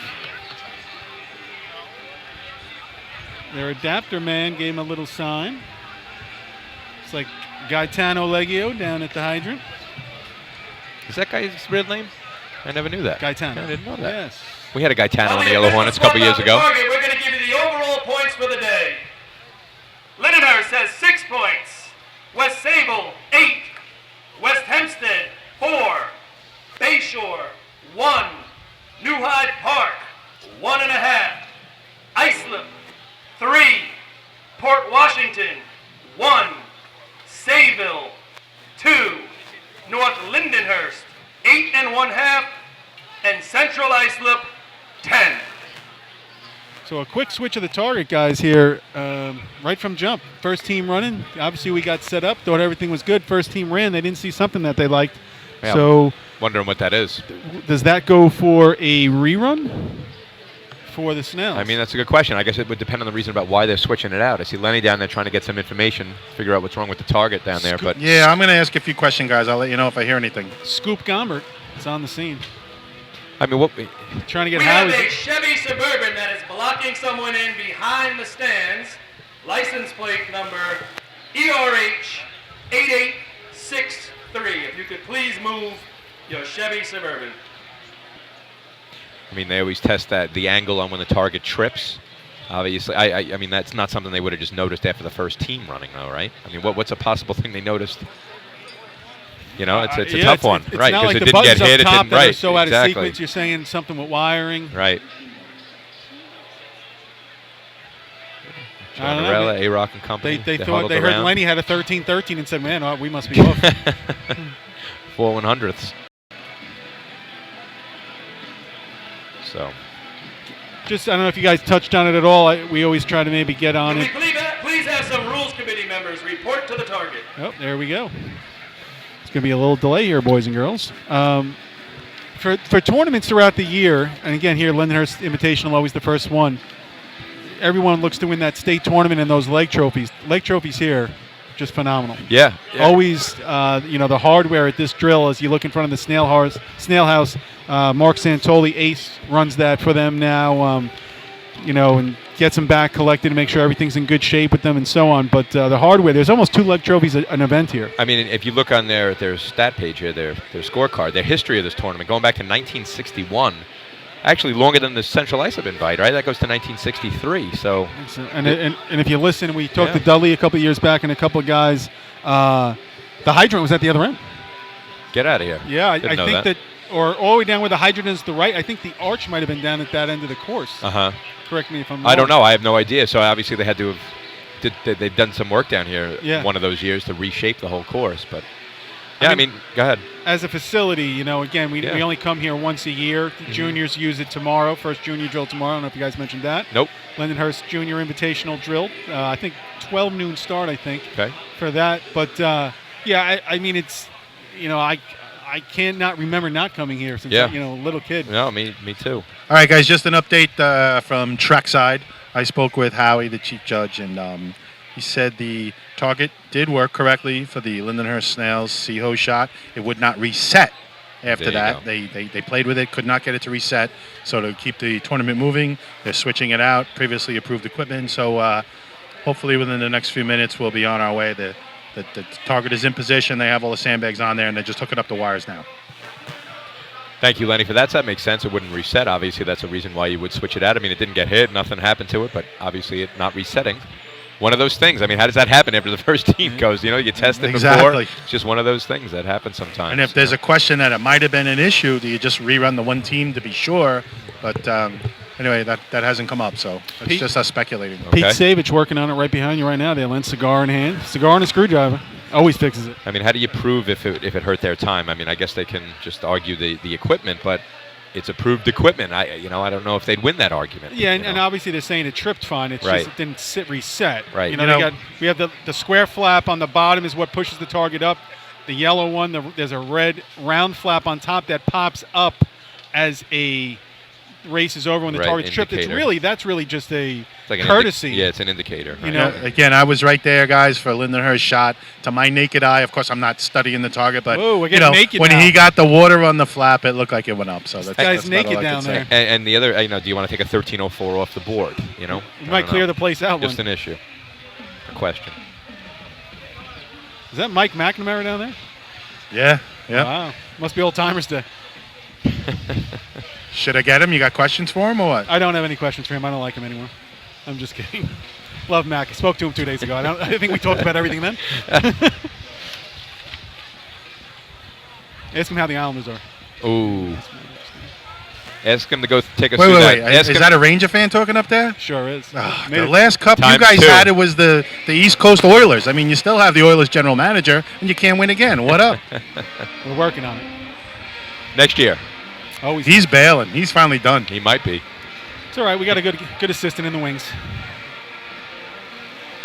Yeah, still the guy that won. Still the guy that won with the Bruins. Okay. No, he's been here for 5 years. Try and develop somebody, will you? Been here 5 years. Come on, join the club. A little warm for hockey talk, isn't it? Join the circuit. Join the circuit. That's the sound of the day right there. It's my line of the day. The line of the day. Excuse me. All right, a little side note, guys. Go ahead. I see the hobos down here by the timing truck. Probably not in your view. Got a length of hose here. They're trying to get the tool to fit, and I see a big 1-inch stripe on it. I'm telling you, that's motor pump hose. Yeah. So well, explain that to me. Why would they be there? Why'd they be there now? Is it double checking procedures? I would imagine so. Yeah. If they want to run with it today, they want to make sure the tool fits. And Artie, maybe you can explain to the people listening at home that aren't in the know what I'm talking about. Well, again, we look at the races we run today. We do everything by water time in the 3 C-hose, B-hose efficiency contests. We're basing it off water time, and then if your hose would be in tolerance. We can't do that with motor pump, only using 2 lengths of hose and being a pumping contest.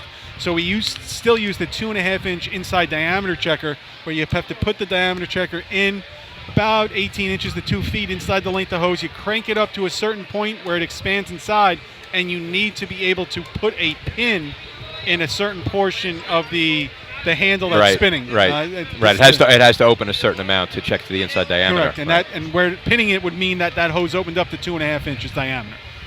So CI is just double checking that to make sure their hose will be legal to run here. Maybe I sound a little naive here.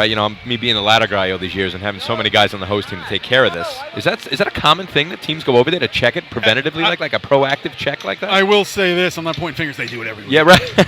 Do they? But they tend to do it. Most drills, you do see them. So obviously it's legal. It's legal. It's not even a question of legal versus illegal, but how many teams take advantage of that? And at the end of the day, if you run a nice shot, they're testing your hose behind anyway. Right. And typically we've said it's now with motor pump, it's the race inside the race is how you test your hose. You watch the signs that everyone's really keep your hose in the truck, keep the water in. We all take it out at one time. Right. We all stretch it at the same time, and then everyone's got their designated guy that the officials can't do it. Jay Newhoff typically is the CI guy. Yeah, right. If you look at him, thank you. All right, listen, you guys take a breather so you can get a bite to eat. I see the Lindenhurst local committee is hooking you up. Yeah. I'm down here trackside with the driver from the Lindenhurst Tales, Tom Weckerly. Tom, first question is, we know it rained earlier today. You've driven your truck now in B ladder, C ladder, and C hose. Any ill effects from the rain we experienced earlier? No, not whatsoever. The course is really set up well. It drains well. Local committee, did a wonderful job on the track. So no, there's no ill effects from the weather at all today. All right, that's good to hear, obviously, not just for you guys, but for all the teams. The second question is, you just ran the first C-Ho shot of the day, a very low 13, and here we are watching them change out the target. Do the Lindenhurst Snails have any thoughts about why you're changing it after we just ran, and was it working correctly when we did run our run? Well, I did go to the general judge and get an explanation on it, and I'm satisfied with the result that he gave me, that the target broke after our run was completed, so there's no reason to protest any further. It's changing of the exact same equipment, so according to our rule book, it's an acceptable change. Okay, now I'm going to hit you with one more. You think that 13-0 is going to hang in there? The way the sea trucks are running today, I certainly hope so, but I'll just keep my fingers crossed. All right, thanks a lot, Tom. Thank you. All right, guys, finish chewing those burgers and dogs. What do you got? Was that general judge a snail, too, that he went to? So is he getting snail to snail? Oh, yeah, a lot of pressure on them. Good point, though, about that 13-0. Will it hang up? That is the question. But regardless, obviously he's going the correct route. He understands that the equipment is all approved and no need to protest. Still have a bunch of officials out on the track. The target is all set up. I'm hoping that we'll get going here any moment. Also want to say thanks to the scoreboard crew and the music crew over there. Doing a great job entertaining the crowd right now. Nice crowd here. We are both sides of the stands. We're about 75% capacity right now, which is a nice opening day here. Again, about 18 teams, and I would say 75% capacity. I want to give a shout out, actually, to Muggsy from Port Washington. Muggsy usually down by the hydrant. Up from the Carolinas, Muggsy moved down during the off season. I know, Muggsy, you weren't feeling well if you're listening out there. Hope you're feeling well. And good to see you back up. I'll catch up with you later. Maybe have a soda. Shout out to Muggsy. Good stuff there. So we're talking about that 1304 by Lindenhurst. Last time a 13 won this contest. And we will resume the C-Hose contest. All right, guess you don't want to hear it, Paul. Where the That's cool. state record is 11.93, and it is held by the Guzzlers from East Islip. Next team on the line will be number 5, the Rinky-Dinks from North Belmore. A 13 winning at the Lindenhurst Invite is not something so odd. Obviously, it hasn't happened since 2003. Maybe not so obviously, but New Park did it in 02. They were the last team to win it here with a 1302 in 2002. Got the Wolves with a 1312 in 01. And then you got a bunch of other teams throughout the 90s. St. James, East Islip, the Hempstead Flukes, and Bayshore winning C-Hose here at the Lindenhurst Invite with a 13. North Belmore's coming down. Here they come. Nice and straight through the cones. Kind of slow to the hydrant, but he's got water in the hose. See how they play up top. Nozzle is on, waiting for water. Target up. Smooth shot, I guess you could say. A little slower at both ends, but smooth. 13.69. 13.69. First water on the target right there. Looking good. And again, that water not really coming out with that light laser speed. Again, got to really hit that target with the first water. Never an easy thing to do, I would imagine. Again, I'm usually on the bleachers for these contests, guys. You tell me more about it. Number 6 on your program, the Flying Dutchman from West Sayville. Twan, that's interesting. Like you said, you've watched a lot of these tournaments from the stands. Yep. Can you see it, like in BNCOs, can you see that initial blast and then she kind of dips course. and dives under? Yeah, that's it. And then we've seen Nazamet start waving it. Yeah, right. You get in panic mode. What do you do? What's the strategy, Len, when it starts to dip down on you? You're supposed to bring it up real slow, but your brain doesn't give you the opportunity. Yeah, These races happen so fast. You tend to want to whip it up, and then you go over, and then, it's not enough pressure to hit the flap or trip the flap, and it can get ugly quick here in Lindenhurst. Just hit first water, right? What's up, man? Yeah, that's what you got to do. That's the answer. Right. Just hit it. Here we go into the Dutch have 8 points? Yep. Okay, so this is like you're at that point. You come through ladders now, and this is where teams can either start to separate themselves, stay in the game, or fall behind. So big shot kind of here. Big shot. They're in third place with 8, scoring in all 3 contests earlier in the day. They trailed North Lindenhurst by a half point, and they trail the Hobos by 1.5 points. So definitely, they trail the Hobos by 2 full points. 10 to 8. We know the way the Hobos typically have closed the last number of years. Yeah, I mean, even going back to last year, they 15 out of the last 15. Here, just we did some stat work on that last year during the state drill. I mean, how many just killing it? They averaged like 13 points a drill in the last 3. I mean, they went from 7 points going into efficiency to winning the tournament with 22. You know? Yeah. The Mariano Rivera events, I guess you could say. Got to close. Enter Sandman. There it is. Track is clear for the West Sable Flying Dutchman. 4 guys on the back are all set. Frankie Miller taking them away. Go ahead. Yep, there goes Frank. Again, typically ride out a little bit wide. Down the center, does taper in. Michael's off. Water's on. Let's see what they do. Frank drops the nozzle man back. They're coming. He's going to have to get on there quick. Nozzle, little way in the target. Joe didn't have much time to get that nozzle on, and he got it on just in time. That was a good job there by him. Had to adjust to hit the target, though. That's good. Time for the Flying Dutchman. 1-2.67. 1267. Probably looking 1250 if he bangs the target there. I had him open at 670. I'm a little further down the track, guys, but I had him open 670 on the hydrant. Yeah, it looked like Michael, and again, new slackman there, Billy Hothan from formerly Copeg, now with him, right with him. Michael puts it in, and up top, again, Frank side of that white line. Yeah. So your nozzle line is the double line. You have the target. 25 feet away is the double line, the nozzle line. 50 feet from the target, the solid line, which is, again, we're 25 feet from... Next name on the line will be number 7, the Westerners from West Hempstead. About 25 feet from where the coupling's going to land. In C-hose, you typically want to be inside that line your first step off the truck because the speed of the truck gets you there, but then it's a slower off. Right. So you want to take less steps. He was on the other side of that white line, so that's an extra 2 or 3 steps approaching into the nozzle to get set up. Just got it on in time. And, even I thought Michael Mara did a good job of getting off the truck there. Looks like, I don't know if it was deep or not, but he was pushed. He had to push himself a lot, and then 1-2 on. It was a great hit. Truck was fading in a little bit on him, which is okay. It's throwing him in. Right, exactly. Better fading in than fading out. Right. All right, so 1267, 1261 last year. East Islip Guzzlers winning the contest. 1267 so far, first place here. First 3 teams, 3 decent times. 2 13s and a 12. West Hempstead Westerners come to the line now. 4 points on the day.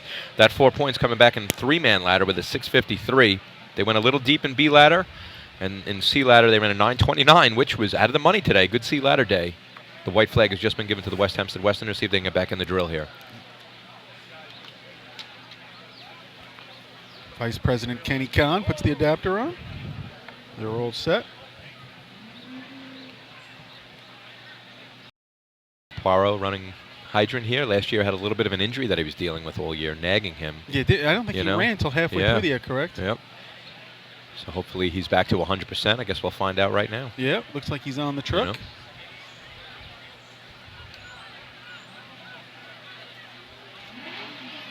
Everyone awaits West Hempstead. Yeah, they need a shot here to get back in. Have 4 points, down 6 to the Hobos. Here comes Kenny on the gas. He's coming into the cone. He's off the gas. Again, tapers into the hydrant. Water. Oh, he misses that stick. Had to double clutch it. Frank Rizzo running nozzle this year. Target up. Rizzo running nozzle. Wonder where Craig Hayes is. I didn't know about that change. Don't know if he had the left or not. Rizzo's over there. I think it's Cloudman. Oh, it's Cloudman. My bad. That's Cloudman. 1369. He's going to rip me up for that one. 1369 is tied for 3rd right now, guys, with the rinky dinks. Yeah, 681 on the miss at the hydrant on the miss. Just want to say, Pat, that was Twan who said that. Sorry, Pat. My bad, brother. I could see Rizzo. I didn't know he was running nozzle this year. Like I said, I've been up to my eyeballs in diapers and bottles, and listen. Double stick. Double stick. Hey, Rizzo, I thought you were running nozzle. Hey, there you are. Standing right next to us. Pat Cloudman, of course, the nozzle man of the 747, back in 06, B-Hose. Yeah, they look like twins, those two, right? Yeah, a little similar. I'm not commenting. Any type of runoff with Craig Hayes, or maybe Craig was happy to give up that spot and focus on ladders. I don't know what went down there, but Pat, of course, an accomplished nozzle man himself. Been running it for years. Both of them are. Again, sometimes if you have that depth, let's maybe get some Line guys. will be the Redskins from Bay Shore. I'm not sure Craig's age, but I think he's got to be later 30s. Close to me. I think he's 35-ish, 36. So you can start saving those legs and prolong a career. Why not? Exactly. But good to see Johnny Poirot back again. He missed what he kind of swipe at it and missed. Yeah, he connected. He was tight. The way the truck came in, he was definitely tight to the hydrant. I think definitely tighter than he would like. The way it kind of just faded in on Kenny at the end. And then he looked like he was kind of short with the stick hand because of the way his arms were. Right. And he had to double clutch it to get the stick down. All right, so that 1267 West Sable is first, 1304 by the Snails is second. Then we have 1369 by both the Rinky Dinks and the Westerners. It's going to be a tie for third and fourth place. Bayshore Redskins on the line. Bayshore only 1 point on the drill, coming into events that they can run, of course. Again, I talked to Mole after the C ladder shot, and he said he basically had not much of a brake pedal at all there. Okay. So that's why, he really just had to park it underneath and C. They did work on a couple of things, I think, back there, so let's see if they got it straightened out for C hose here. Again, they only have had the truck a week, then they put new brakes on and stuff, so comes out nice and straight. Yeah. Real straight line in. He got some hard brake there. Yep. Eric double clutches the stick as well. Skippy Lyman, Chris Etzel up top, nozzle on, waiting for water, flap up. So again, double stick is where they lost the time. Still going to steal a 12 out of that, guys, but you're right. That double stick at the hydrant cost them some time. Time for the Redskins with penalty. 12.83. 12.83. So 48 200ths on the penalty, so a 83. 83. Second place. Could have Next been. team on the line will be the Slowpokes from Selden. I don't know what the strategy is with how you run it coming down the track, but I always look at the front tires. I noticed the front left locked up. It didn't look like the front right locked up as well. I don't know if that's something that you look at. I know in ladders we always used to look at that. I don't know if it's the same philosophy in hoses or not. It definitely is. Yeah. I thought a couple of things here. 348 to the cone, Yeah. right where Mole left off last year driving that truck. He was teetering 348 to 352, like it was dialed in. Mm-hmm. So the truck's definitely dialed in again. I think also what brings the cone time, that's the straightest seat truck shot Yeah, we saw. that's right. No drifting at all. There's no drifting. He While didn't we're lose any time. Lindenhurst Ladies Auxiliary would like everybody know that behind the grandstand, they are selling pulled pork, taco in a bag, and some wine. Head on over to the Lindenhurst Ladies Auxiliary. You're smiling, Twan. What are you thinking? Taco in Trying a to bag. pick your brain. Taco in a bag. Support your host, everyone. Got to go So check you that were out. considering the pulled pork. I could have both, right? And again, you don't race anymore. You can have anything you want. That's right. It's fat season forever, right? That's right. We'll see what happens. And The itch is always there. You know, it's tough to sit and watch. And again, you look at the 1283 with the penalty. Skippy Lyman with the double clutch on the stick. I think Chris still would have had it no problem. He was set real nice up top. Probably looking 12.6s. That challenges the West Sable shot. Right? Was that I agree with you. Yeah, West Sable 1267 is the easy 2/10 you could take off of Bayshore's time here. There comes Selden. Right. Slow He's a little swirly coming out. Now he straightens it out. Didn't run motorized ladder today. He knew it. He looked like he thought he had it crossed. He did. He finally pulls it and puts it curb to curb. And now this is going to be interesting for the next few teams that run. Yep. Not the hottest day. It's cold out. We have water across the track. Water curb to curb. It did angle all yep. the way up. Time for the Slowpokes. 19.22, 19.22. Super Soaker 2015 is out there. There it is. Super Soaker upper. Soaker upper, that's what I mean. Absorber, super absorber, I should be saying. Soaker upper. Not quite in the brake area, but definitely going to cause some issues, I think, as we move forward. It'll be interesting to see. This is like, again, chilly. Play the nozzle game up top is where the issue could be. It's when the driver gets on the gas pedal, does he spin the tires? Right. And now spinning the tires delays the nozzle man getting up top. And you could have to get in a hurry and get busy up there. And with 466 water, we're playing with fast water today. Yep. For Lindenhurst especially. So we'll see. There is a slight breeze. Maybe the breeze helps clear it. Yeah. But again, not a warm track, not sun beating down on it. So not going to dry real fast. Got Manhasset Lakeville coming to the track. Manhasset so far today, out and running. No Mike Ward and three-man ladder, so it looks like they got a new influx of some people, so that's a good thing to see. Haven't taken any points yet today, but good to see them out and running. Yeah, and Stan said, running all 8 today. Right, that's an important thing, because there were a few years there they didn't run B&C ladder, or maybe they didn't run the C truck. A lot of new guys on the track. I had talked to Stan a couple times this week, and he said, the biggest thing is they don't have a ton of practice under their belt, but they were coming and running all 8. Good. So.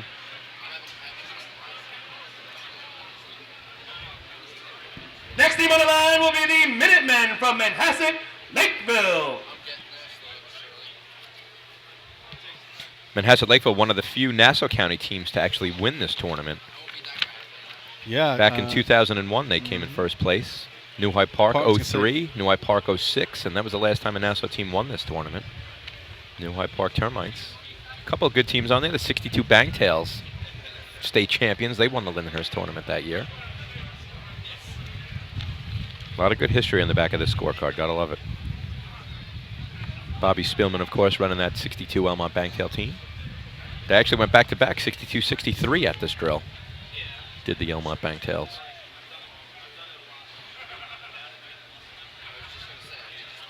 Doing a lot of work here to the track. Again, water went across during the Slow Pokes run, so the Super Soaker 2015 has been out there. Trying to absorb as much possible so that the event can be run. So what have you been up to this off-season there, partner? What have you been doing? Busy with the baby? Busy with the kids? What do you got? One? No babies anymore. Two kids. Two kids, yeah. 6 and 3, keeping me busy. Work's got me busy. There you go. I want to say, obviously, thanks just to all the teams that have been supporting the Titan Group. Check it out this year. We're starting some stuff with the addition of Devin Robinson from New Hyde Park is with us, and just doing a lot of different things, creating some great things out there, and trying to form like a Team Titan. Join the team. We're going to be doing some promotions through the year. We got the Snapchat, the Instagram. Nice. So a lot of good stuff. Good stuff, man. All geared towards racing. New catalog came out just for racing. So. Oh yeah, that's cool, man. Here we go. Right. Here comes back to racing. Stan brings it nice and straight down the course. A little tight to the hydrant here. Not hydrant man off. Oh, he misses. Yep. Now he's got to go back. Sorry, Sean Brody driving here. Stan running nozzle. Sorry. My bad there. A couple years ago, we were talking about maybe Stan giving up the nozzle. Wondering. Time for the Minutemen. 13.93. 13.93. I don't think Stan liked the hose bunching up behind him. You kind of saw him pointing at something down there. Still Next got it, name on though. the line, number 13 on your program, the Termites from New Hyde Park. Yeah, again, Sean Brody came over a couple months ago, and it's my bad there. Stan had told me he was driving hoses. Stan's driving ladders. Stan's running nozzle right now, right. And Sean is driving hoses. So I didn't know he came over. Came over from Roslyn? Came over from Roslyn. Didn't run last year at all. Okay. Was out of the mix, and then came back and went over to Manhasset this year. Roslyn right now. I was just going to say, yeah, right. What are they up to? Waiting for their merge to come through with Glenwood. Okay. So that's hopefully a good merger. That comes through for them. Hopefully in the next month, next 2 weeks comes through, and then we'll see them by the end of the month. What are they waiting on? Were they last minute to get it in? Yeah, last minute, and they just need, I guess, to get some of the particulars through the departments together and stuff like that. Insurance and all that stuff. Exactly. Well, that's a good merger, but tough to lose Brody, but with Manhasset now, and hopefully we'll make Manhasset a better team. Brody, a longtime member of those Roslyn Highlanders. Yep. Roslyn Highlanders, a couple years removed, second place in the state drill. 2012, up there, chance to win going in the buckets. That's right. That's all you could ever ask for, right? Have that chance going into the final contest. Yeah. So we have a 12.67 by the West Sable Flying Dutchman, holding up at first. 12.83 by the Bayshore Redskins. Those are the only two 12s so far today. Lindenhurst Nails, 13.04, third place, and then we have a tie for fourth and fifth. What the diff? 13.69 by the Rinky Dinks and the West Hempstead Westerners. It's a little bit surprising, guys. I think we're going to see a couple more 12s. Yeah, we got New Hyde Park on the line right now. New Hyde Park ran some good hose numbers last few years. They've always been known as a hose team. 1 point right now, right? When New Hyde Park comes in with a 1.5, they got that in C ladder with a 9.25. And again, they're 5.99, got them nothing in B ladder. Right. And just on the outside looking at 6.91 and 3-man, yep. So they've been right on that cusp today. Yep. See if they can get back in the mix right here. New Hyde Park, like I said before, winning this, the last Nassau County team to win the Lindenhurst Invite back in 06, 26 points. Yeah, it's a heavy number right 5 there. 5 points over second place, West Sable with 21. Oh, the truck pops out of the hole right there on Mike Athenas. Almost did a wheelie. Now he really straightens it out nice, brings it in for Frankie. Frankie is off. He's on. Water in the hose. Good number coming up here. Nozzle on. Oh, a little high in the target. It looked. Flap is up. Phil Athena's still breaking a little grimace right there for the Phil. Time for New Hyde Park with penalty. 12.99. 12.99. Pretty good shot, but like you said, Phil Athena's walking off with a little bit of a limp there. 348, same as Bayshore on the penalty. 200s. So $12.99, $12.97. Yeah, some of these trucks are dialed in today. That's like Yeah. a fourth penalty already, I heard, right? Going Yeah. back to sea ladder, so good number Next right there. team on the line, number 15 on your program, the Wolves from Iceland. What do you think, guys? Cooler temperatures contributing to that a little bit? Yeah, it could be. Yeah. And I think last year, too, with the first year that guys were really dialing their trucks in and you get that year under the belt, I think they know going into their mechanics this year, they really know where they want to be Right. as well. Again, and a real experienced driver right there. I mean, No doubt about it. Guy's been driving forever. I Yeah. mean, and, you know, it was, straight as an arrow you know, down the course there. I mean, you could see he pulled the wheels a little bit. yeah, right off the bat, right? Off the Jumped bat. right into second gear, right? Yep. Yeah. Goes back to the old wheelie wheel argument. Let's not bring that Oh, up, right? hey now. Yeah, it looks like he was almost in second gear at the Yeah. 25 at the light almost Yeah. already. Using all the horses in that engine. $12.99, third place, our third 12. 12.67, today. 83.99, yep, 13.04. And now that's going to push that 13.69 as a tie for fifth, so. Islip's 4 points here, right? Yeah, the Three. Wolves come in with three, 9.09 and sea ladder. They're only 3 for the day. 2 tough misses in the early ladder contests in what looked to be promising runs.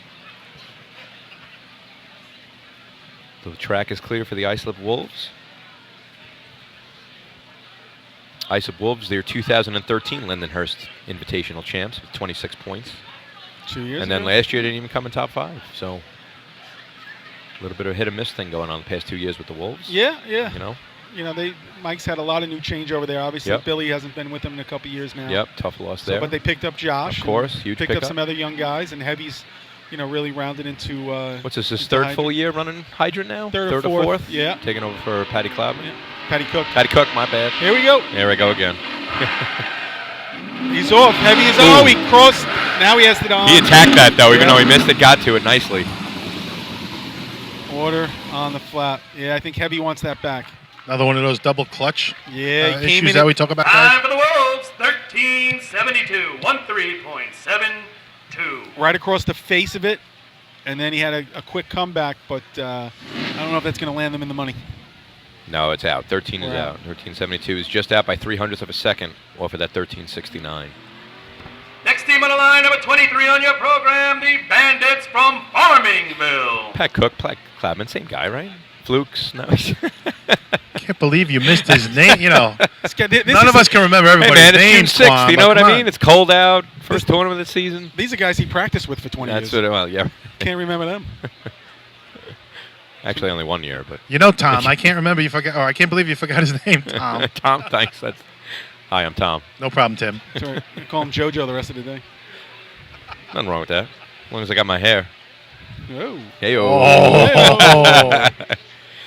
Yeah, he's not listening. He's out for the Belmont somewhere today. I don't think he went, though. I think he's watching at some restaurant. Yeah, we got to keep an ear on that. When does that start? Nah, It's usually after 6, right? Yeah, 6 o'clock post around. We'll have Ronaldo let us know he's there. Oh, man, I went to that last year. It was good and everything, but, dude, getting out of that place, Yeah. freaking nightmare. Train this year might make it a little Nightmare. easier, Yep. right? They limited the amount 90,000, going in. yeah. But in contrast to that, they said the Derby and the Preakness, which are smaller tracks, allowed in much more than that. Well, So I don't know. not I've open- never been to Belmont. Not so I don't opening know. the infield at the Belmont, I don't think. That's the Gotcha. big difference. That could be Well, it. it's probably because Twan was there last year, Artie, and he was cutting up. Well, actually, I think it's because they knew Cornell and Ronaldo were coming this year. They're keeping track of it. Yeah. You have a That's where those turtles are, and I don't know if I want to call those two turtles. Daryl's not a turtle. well, Darryl goes both ways, but I'm a turtle. For all you Howard Stern listeners out there. That's a tough one right there. That's a deep reference. Sal Governal. Hey, I'm there there, it I'm is. there. There it is. Thank you, Lenny. That's why I see Lenny. Saving Good you. man. Unlike Lundqvist. That's right. Oh, Thank stop you. that. Fading outside. Now he brings it back right down the center of the track. It's Farmingville Bandits. Eddie brings it back in. Eddie Stewart. Yeah, really parks it. Killed the truck. Water now on. They're going to have to get busy. I know. Busy up top. Might have been better for the high. Ooh. Oh, he gets it. I There thought- we go. Nice target. That was a great target. And I thought maybe the Hydroman would have turned the water off for a half second and back on, but they didn't need to. A lot went on in that event. Artie, you saw it from up there. Tell us about that nozzle man's hands. Very soft hands and got set real quickly as he came in, and knowing he had to with that they parked it at the Time hydrant. for the Bandits with penalty, 13.26, 13.26. So yeah, he had time to do it right once. 45 to the cone. And he was able to get it right the first time, get the first water on the target. It was a fine job. Let me ask you a question. They're saying 345, and I'm saying Were you that, expecting that from Farmingville Sea Truck? Is that something that Brand they new do at truck. 345? I mean, it ran last year. They were running okay with it. I mean, But I'm saying didn't think 45, but again, you're running 45 all over the course. All right. That's straight down the course. It's a Right. 35. I Next know. team on the line will be number 26, the Roadrunners from Port Washington. I just wonder if everything's working correctly. You know, the thought crossed my mind. You're throwing it out They there. were all over there. I don't really know much about Farmingville's truck. You going just threw that your fast. softball pitch, and there it is. There it is. Take a swing. What do you think? You think everything? I mean, You judging know- from that run, he went right to the center. He brought it back. I mean, I'm up here. I'm far away. You can't get a great judge of the speed, but I was surprised to hear that they were faster than the cone time. Is that still the same rule? 340, you're good. 339, you're out. No time if you go faster than 340. Yeah. That's still the thing. You're and it's out. It's a hundredth for every hundredth under 350. So nothing's changed with that. This No, you offseason. match for match. So if you're 300s under, they're adding 300 100 to your time. So the same thing. So nothing new there. Yep. All right. Track clear for the Port Washington Roadrunners. Port Washington comes into the contest with 1 point. That was back in B ladder, 584.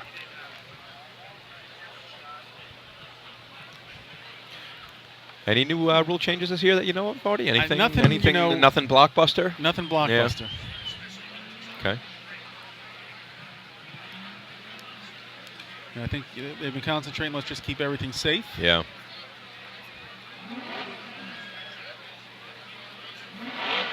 Danny gives it a couple of revs.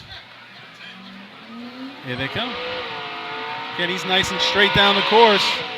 Little fade in. Donald Smallwood at the hydrant. Water is... Oh, he blows it across the street, and he loses the coupling. It goes down. Again, he's going to want that back. The Cuomo brothers up top. Showed a little bit of frustration in their faces. Overtime for Port Washington. Overtime. First overtime of the day right there, guys. So I'd say that's 4 races in. First tournament. Usually I've seen one by now. Oh, I meant in this contest. There were a couple. There were a couple in the ladders. Couple in ladders. Number 27, the Blue Jays from Sayville. Right. We always talk about having a tournament with no times or overtimes at a major. I don't think. Last year we were in Merrick, was it? Mm-hmm. I think it was Merrick. We went into like efficiency. Really? With that one? Yeah. That's unbelievable. That's Yeah. great. I think it was Merrick last year.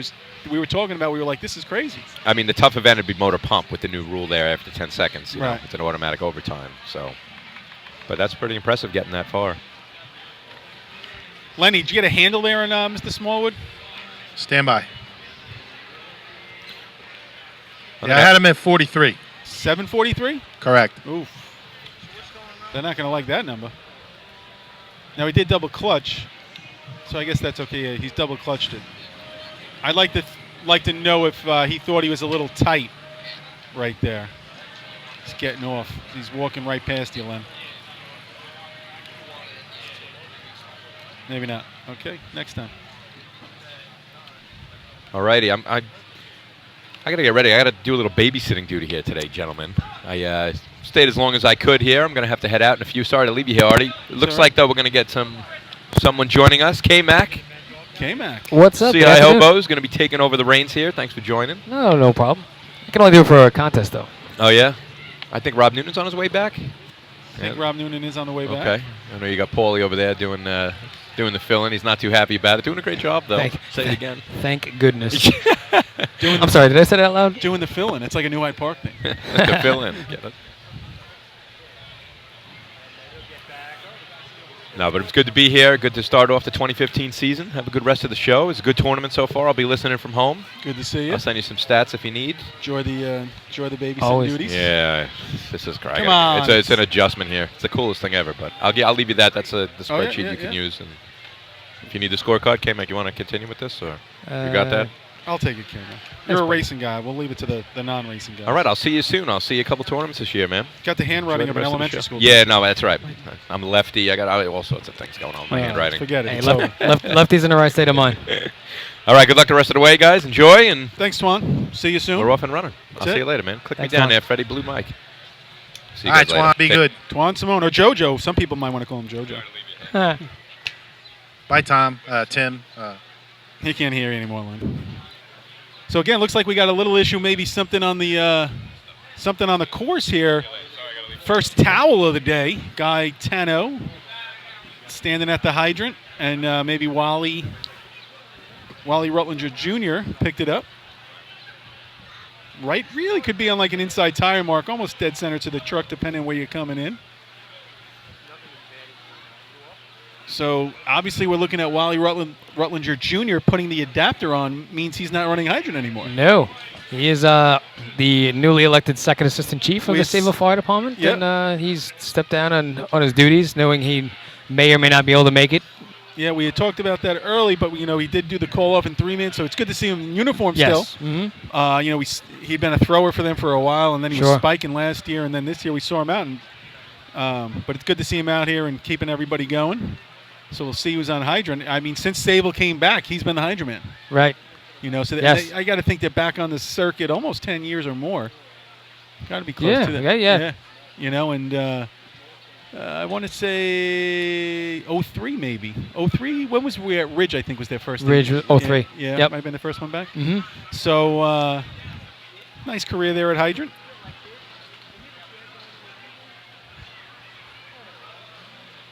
Track is clear for the Cork. Don Corkery, commissioner and driver for the Sayville Blue Jays.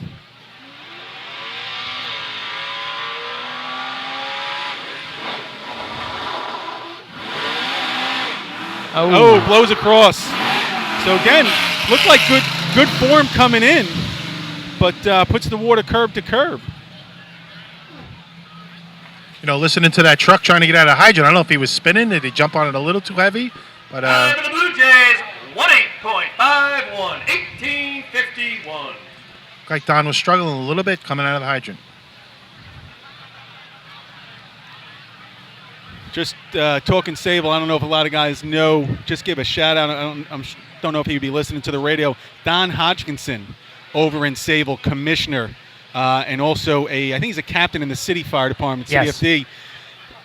Long story short, his mom lives next door to me as well. Will be number 29, the Bucks from Deer Park. He stepped on one of the manhole cover explosions in the city that was covered by snow this year. Very, very lucky. Saved his leg. Sure. He's been home now for about a month and doing okay. He's got a long road ahead of him as far as some of those things go. But big shout out also to the local volley departments for when he came home. The welcoming they gave him in his neighborhood. Sure. Phenomenal. Yeah. Besides the FDNY guys, a lot of the local towns stepping up, bringing a rig over for a guy that's well known in the volley service and a commissioner. He supports the Blue Jays and stuff like that. So, again, I live next door to his mom, and good to see that he's getting back and doing better. Yes. I know. I saw the cork the next morning at the house after it happened. Obviously, we all have a lot of friends in the city, and got a text that he was in it. And then the next morning, like 7:30, I was out front and I saw the cork coming out of the house and stuff like that. So not knowing what had happened and just seeing it on the news was like, wow. Yeah. That's Yeah, just covered in snow, stepped, and they say equivalent almost like a landmine going off, stepping on a landmine. Wow. So very lucky guy that he didn't lose it. He knew, long story short, knew what happened to him and was conscious through the whole thing. And the guys did a fantastic job saving him.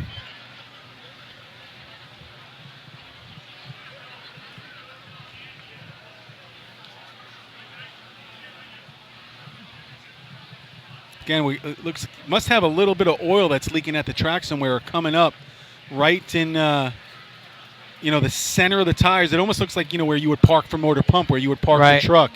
So sometimes you could have a transfer case leak or something leak when you're sitting there. Right about that spot, it looks like they're getting the towel out.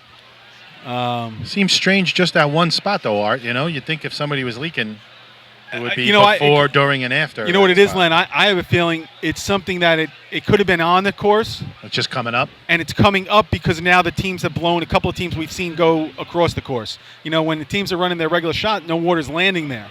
But now that we've had a couple of teams miss and put it across, it gets real wet and puddles, and it could be bringing it back out of the asphalt here. Yeah, that'll definitely bring it up once you get that water on there. It's breaking it down for you right there, Len. That was really good. When you're on, you're on. I got to give you creds.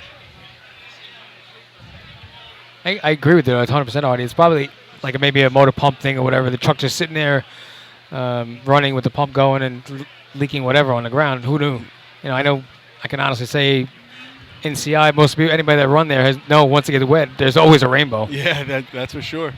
Sometimes I think you put it there on purpose, but hey. Well, it's a good part about running number 1. That's it, I guess, yeah. There you go. Artie, didn't you tell me that was from their hose? That wasn't me, Len.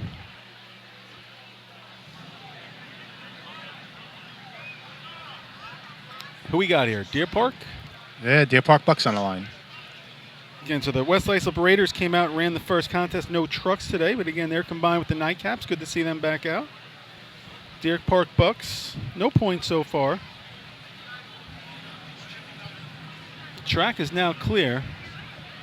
Could be deceiving, but it looks like the truck is almost like towed a little bit to the outside. Like he's going to fade off, away from the hydrant as he pulls out. Curious to see what he does here. Yeah, and he does. Now he kind of straightens it out, coming into the cone, off the gas, locks it up, hydrant man off, water's in. Again, he's dropped way back and slow. They're going to have to get busy up top. Water's already through. That truck just did not get from hydrant to nozzle fast enough, and then they got a bus stop, which gave him no shot. By the time they went to bend down, the water was, Deer Park, you have overtime. Water was in the dead length. Artie, they got water in the dead length about halfway through the dead length, so yeah, wasn't just a splash. That's just little C-Hose 101 there. Just let's get that truck down to the nozzle faster.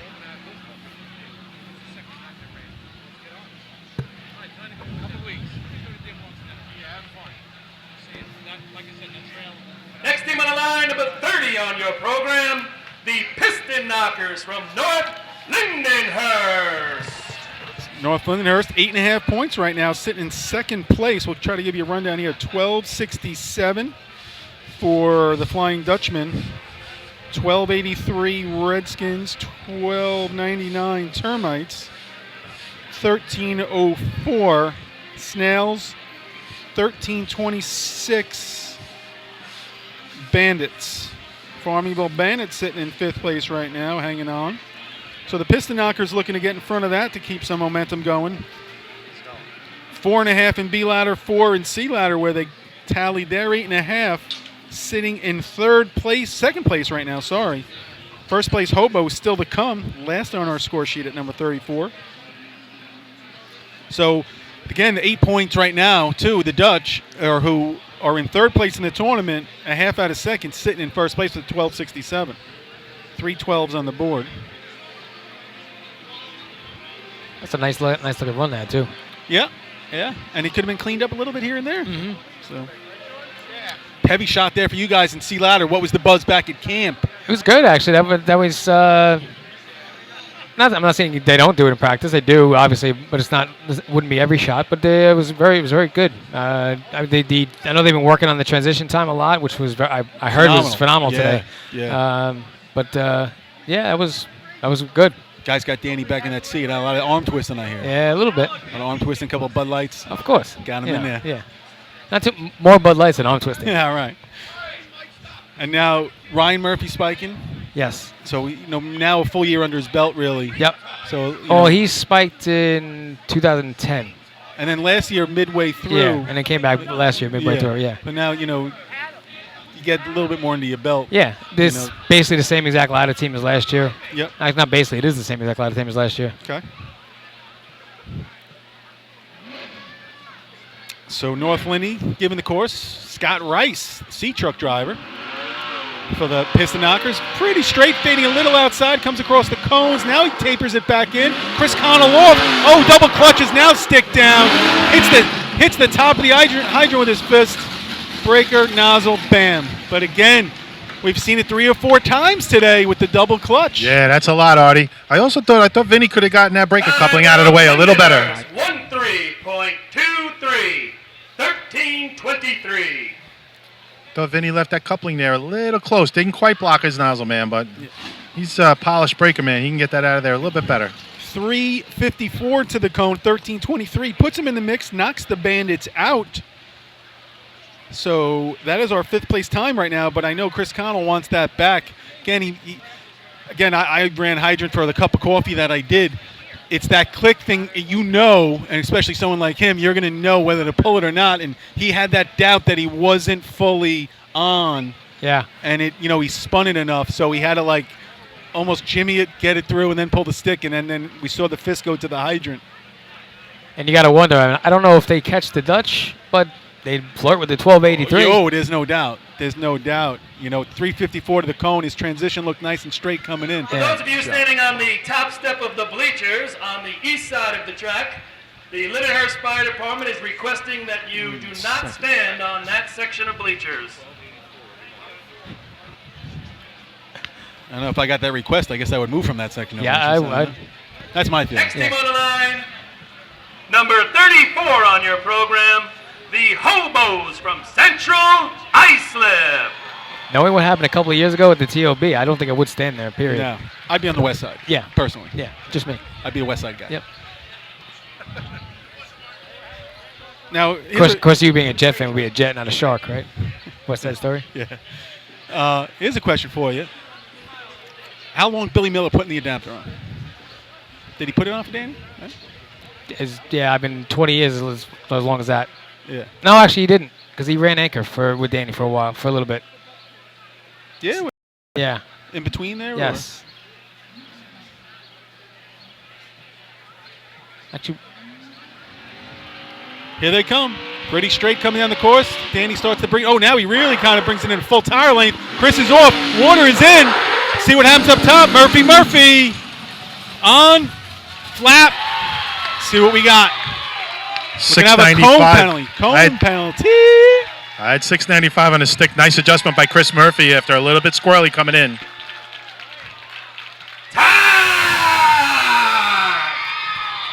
Hobo Nation.